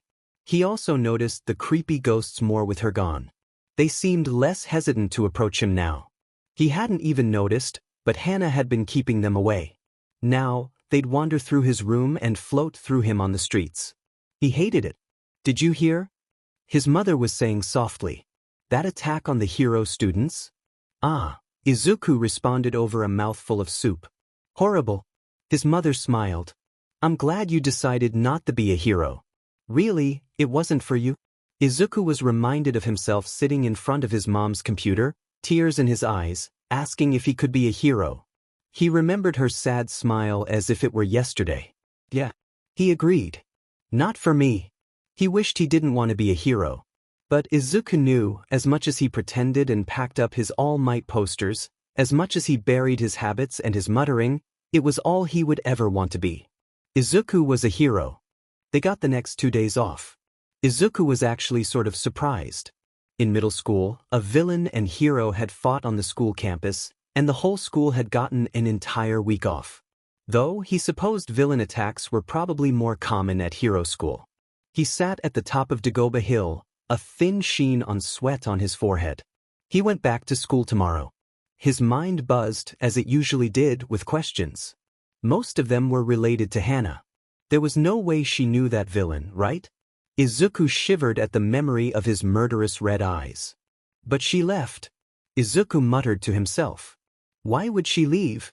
Talking to yourself now, eh? Izuku jumped, his heart hammering, before relaxing when he recognized the voice. You're really going off the deep end? You scared me. He glanced over his shoulder at Nana. She shrugged innocently, then floated out in front of him. Thinking about Hana again? He sighed, looking down at his hands. They were bruised and cut from his fight with the villains. I don't know. She just disappeared without a trace. I'm worried she just faded like that old man in the entrance exams. He dropped his head into his palms. I don't know. I wish I understood how this stupid quirk works. Nana smiled reassuringly. I don't know shit about your quirk either, kid. But I'm pretty sure Hana's still around. Izuku nodded. Me too. I just want to know where she is. And why she left. We'll look for her. Nana promised him. Later. Go home for now. Rest up and try not to worry too much. Izuku scoffed softly. Yeah, all right. He arrived early to school and was nearly tackled to the ground by a blonde girl he didn't recognize. Are you 1A? She asked WhatIf. Izuku didn't make eye contact. Yeah, I am. She stared openly at him. Whoa, awesome. You fought real-life villains? Were they scary? Did anyone die? Izuku frowned. Nobody died. Who told you someone died? Irika from class 2C, she said. Look, I've got to get to class. He awkwardly dodged around her, ignoring her pushy questions and making his way to the classroom. Ida was the only other student that had arrived. Midoriya. He greeted in his usual jovial tone. Hi, Ida. Izuku took a seat next to him. Do you think we'll have a substitute? Ida thought about it. Maybe. I find our sensei to be someone unpredictable. Izuku nodded his agreement. Slowly, the classroom filled. Everyone seemed to be in relatively high spirits, not subdued and somber like Izuku had been expecting. They talked openly about their fight with the villains, describing how they defeated their foes. Azui and Mineta were arguing about the sequence of their fight. Mineta seemed to be overstating his role in the battle. The door banged open, and for a second, Izuku thought it was Bakugo. It was not. It was a mummy. Aizawa-sensei? He asked, and the silence that had momentarily overtaken the room shattered. Sensei, you should rest longer. Sensei, are you feeling better? Sensei, did they catch the villains yet? Sensei? Quiet. Aizawa barked. I'm fine. I came here because I have an announcement. Everyone quieted down. I'm sure many of you have watched the sports festival on television? He asked, and Izuku suddenly felt sick. In 1 week's time, all of you will compete with your fellow first-year classmates in a series of challenges. Keep in mind, this competition is the determining factor of what internship offers you'll get. Aizawa kept speaking, but Izuku wasn't listening. His vision swam and his mind raced. Too many people watched the sports festival. If his mom saw, if she figured out he was in 1A, or that he had a quirk, there was just no way. He couldn't compete. All right, that's all. Prepare yourself, we'll be training rigorously. Aizawa stood and quickly exited the classroom. Izuku stood, unnoticed in the chaos the announcement had caused, and followed. Sensei, wait. Izuku called, racing down the hallway after his teacher. Aizawa turned. Yes? Izuku paused, catching his breath. About the sports festival. Could I opt out? Aizawa was stunned into silence. Opt out? Yeah, Izuku told him. I don't want to do it. Aizawa looked as confused as his bandages allowed him to. May I ask why? Izuku nodded. I'm camera shy. Camera shy. Aizawa parroted in disbelief. Izuku wondered faintly if he was the first student to ever try and opt out. It's a genuine phobia. He protested. Please? Aizawa frowned. Izuku, this is a very rare opportunity. Many hero agencies choose a student in their first year and stick with them until graduation. But, not to mention, as a hero, being filmed and photographed is unavoidable. Even if you're an underground hero like me. Better conquer this phobia now, than let it haunt you later. Izuku sighed. Could I at least, wear a mask? Aizawa sighed. They usually aren't allowed. Izuku looked at him imploringly. I suppose we could make an acceptation. Aizawa added. For you dust allergy? But I'm not, Izuku began, then cut off as understanding blossomed within him. That allergy. He smiled. Thank you, sensei. Midoriya. If not wanting to compete has anything to do with Bakugo? Izuku frowned. What? It's nothing like that, he said quickly. Thank you again, sensei.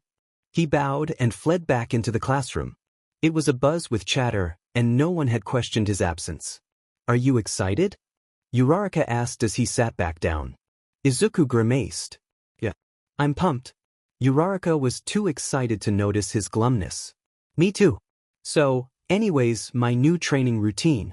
I've been working on holding multiple items at once in the air. I float everything around my room.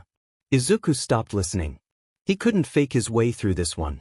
He needed a quirk, and it had to somewhat resemble the strength quirk he used during the entrance exams. Hana was gone, not that he could use the decay quirk anyways, which only left Nana. He dropped his head onto his desk. So you want to steal a quirk? Nana crossed her arms. No. Well, yes, I already explained it to you. We'll borrow a villain's quirk and then return it later. Izuku scrambled. If we take it from a villain, what's the harm? Izuku, you're asking me to use the quirk of the man who's killed generations of heroes. The man who's ruined hundreds of lives. Izuku shook his head fiercely. It's not his quirk anymore. Quirks are not inherently evil, no matter what they are. We can use this for good. Nana held eye contact with him for a moment. She let out a slow breath. You're right. She nodded, closing her eyes. I can be rational here. I hate the quirk. I'll always hate it. But I can use it for good. Izuku grinned. A weight had lifted from his chest. It was confusing, his lack of guilt. He felt the emotion all the time, of course. Just not when he thought he was supposed to. Not when he killed his father. Not when he killed that villain. And not now, as he plotted how best to steal someone's quirk. After all, taking the quirk of a villain to save civilians wasn't a crime. It was a service. And Nana agreeing with him made him feel a little less culpable. We have to experiment with it. Izuku began to mutter. I want to know if the quirk will retain the quirks it steals, even when you stop possessing my body. And I wonder if we could take the quirk of a ghost? How does the quirk even activate? I suppose it needs physical contact. Nana chuckled at his rambling. Izuku Midoriya. He trailed off. Are you ready to become a vigilante? Mom retreated to her room pretty early that night. Izuku told her he was going to sleep, and stuffed some pillows under his blanket. He eagerly pulled out the clothes he had prepared. A black hoodie, loose black pants, a mask, gloves, and knee and elbow pads. Nana arrived a little past midnight, and assessed his getup. It'll do. She decided. Alright, you can take back control whenever you need to. Ready? Izuku nodded, and he reached out his hand to meet hers. He felt the disconcerting feeling of being forced out of the driver's seat of his mind, and Nana took control. She puppeteered his body to the window. He crouched on the edge of it, before dropping down to the fire escape silently. He scampered up it easily, reaching his roof looking out over the city. I forgot how good this felt, Nana whispered, before sprinting towards the edge of the roof and jumping off. Izuku soared through the air, then dropped onto the next roof. His heart was racing as Nana expertly navigated the rooftops, weaving through clotheslines and over alleyways, scanning the night streets for crime. Izuku felt sort of like he was watching a movie. He could hardly believe it was his own body leaping gracefully from building to building, and not Nana's own. She slowed as they reached a different part of town. The buildings squeezed closer together and the streets weren't so silent. Less heroes patrol here. That means there's more crime. Nana explained, crouching low on the edge of an apartment complex to peer down into the street. Why? Izuku asked. Out loud. Huh? Nana asked, bringing up her own hand. Midoriya, was that you? Izuku tried to nod, and found he couldn't. He tried speaking again, and to his surprise, his voice slipped out. Yeah, it's me. I guess you can talk now? Nana chuckled. Man, this is so weird. Are you a ghost like me right now? No, I'm still in my body. I'm just sort of a passive observer. I look wherever you look, I touch what you touch, hear what you hear, but I have no control. He paused. Except apparently I can talk. He felt himself nod, and assumed it was Nana's doing. You wanted to know why there's less heroes here? She asked. It's because this district is poor. It's a sad reality, but heroes end up patrolling the wealthy streets instead of broke ones. That seems counterproductive, Izuku observed. Yeah. A lot of us heroes saw it that way, but it's just the way things are. She sighed. A lot of young heroes are outraged when they find out about the corruption in the hero industry. They learn pretty quick that there's nothing they can do. I'll do something about it, Izuku pledged. Nana smiled fondly. All right, kiddo. You do that. They lapsed into silence, Izuku's, and Nana's, he supposed, eyes scanning the streets below for any movements coming from the alleys below. It was dark, and there were no streetlights to combat the shadows that crept out from every corner of the city. Nevertheless, it didn't take long to find something. His eyes zeroed in on a man in an alley, stalking closer to a woman carrying what looked like a grocery bag. He leapt down into the alley, landing silently behind the large man, who clutched a knife in one hand. He moved with a speed and grace he had never moved with before. A swift kick to the back of the villain's knees, and a firm punch in the nose left the man unconscious on the ground. Go, he heard himself say in a gruff voice. When the woman had scampered away, Izuku spoke up. Why did you give me a Batman voice? He asked Nana, who doubled with laughter over at his complaint. You've got a recognizable voice. I was changing it up, she explained, still cackling. Yeah, but I sounded so dumb. Izuku groaned. Nana chuckled again, before kneeling beside the unconscious man. All right, she breathed. Okay. Izuku agreed. Nana reached out and grabbed the man's arm. There was a momentary pause, and then his vision sharpened as if it were the middle of the day. The previously dark corners of the alley lit up, and he made out every brick in the wall with intense clarity. That's convenient, Nana noted. Looks like this guy has night vision. Oh, Izuku looked around. Wow. The quirk was strangely normal. Part of him had been expecting another dangerous, destructive quirk. Something on par with All for One, or the Hana's decaying quirk. Night vision seemed rather tame in comparison. Okay, I'm going to take my body back, Izuku warned. It was easier for him now. He gave one heavy mental shove and slid back into control of his own body. Nana staggered away from him, back in her own incorporeal body. That was refreshing. Nana stretched her arms. I forgot how good it felt to beat villain ass. Glad you enjoyed it, Izuku replied, amused. I want to test a couple of things with this. Mostly if you retain the quirk after leaving my body. Nana nodded. Let's test that one right now. Izuku nodded, hand already outreaching.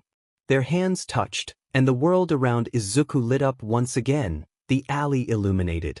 Perfect, he whispered. Let's find that strength quirk. Sho Yuta, did you hear about the new vigilante? Present Mike asked, passing over his open computer. He was lounging in an armchair in the staff room. Aizawa took it, his eyes scanning the headline. Mysterious new vigilante dubbed Shadow.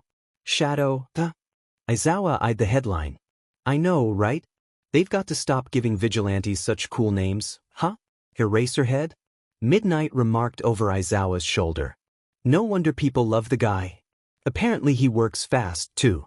He took out something like 10 villains just last night. Present Mike explained as Aizawa scrolled through the article. All in the lower district. You gonna bust this guy, Sho Yuta? Midnight grinned. Don't go easy on him. I know you've got a soft spot for vigilantes. Aizawa stood. I'll talk to Nedzu. Attaboy. Midnight slapped his back. Aizawa massaged his temples. What a headache.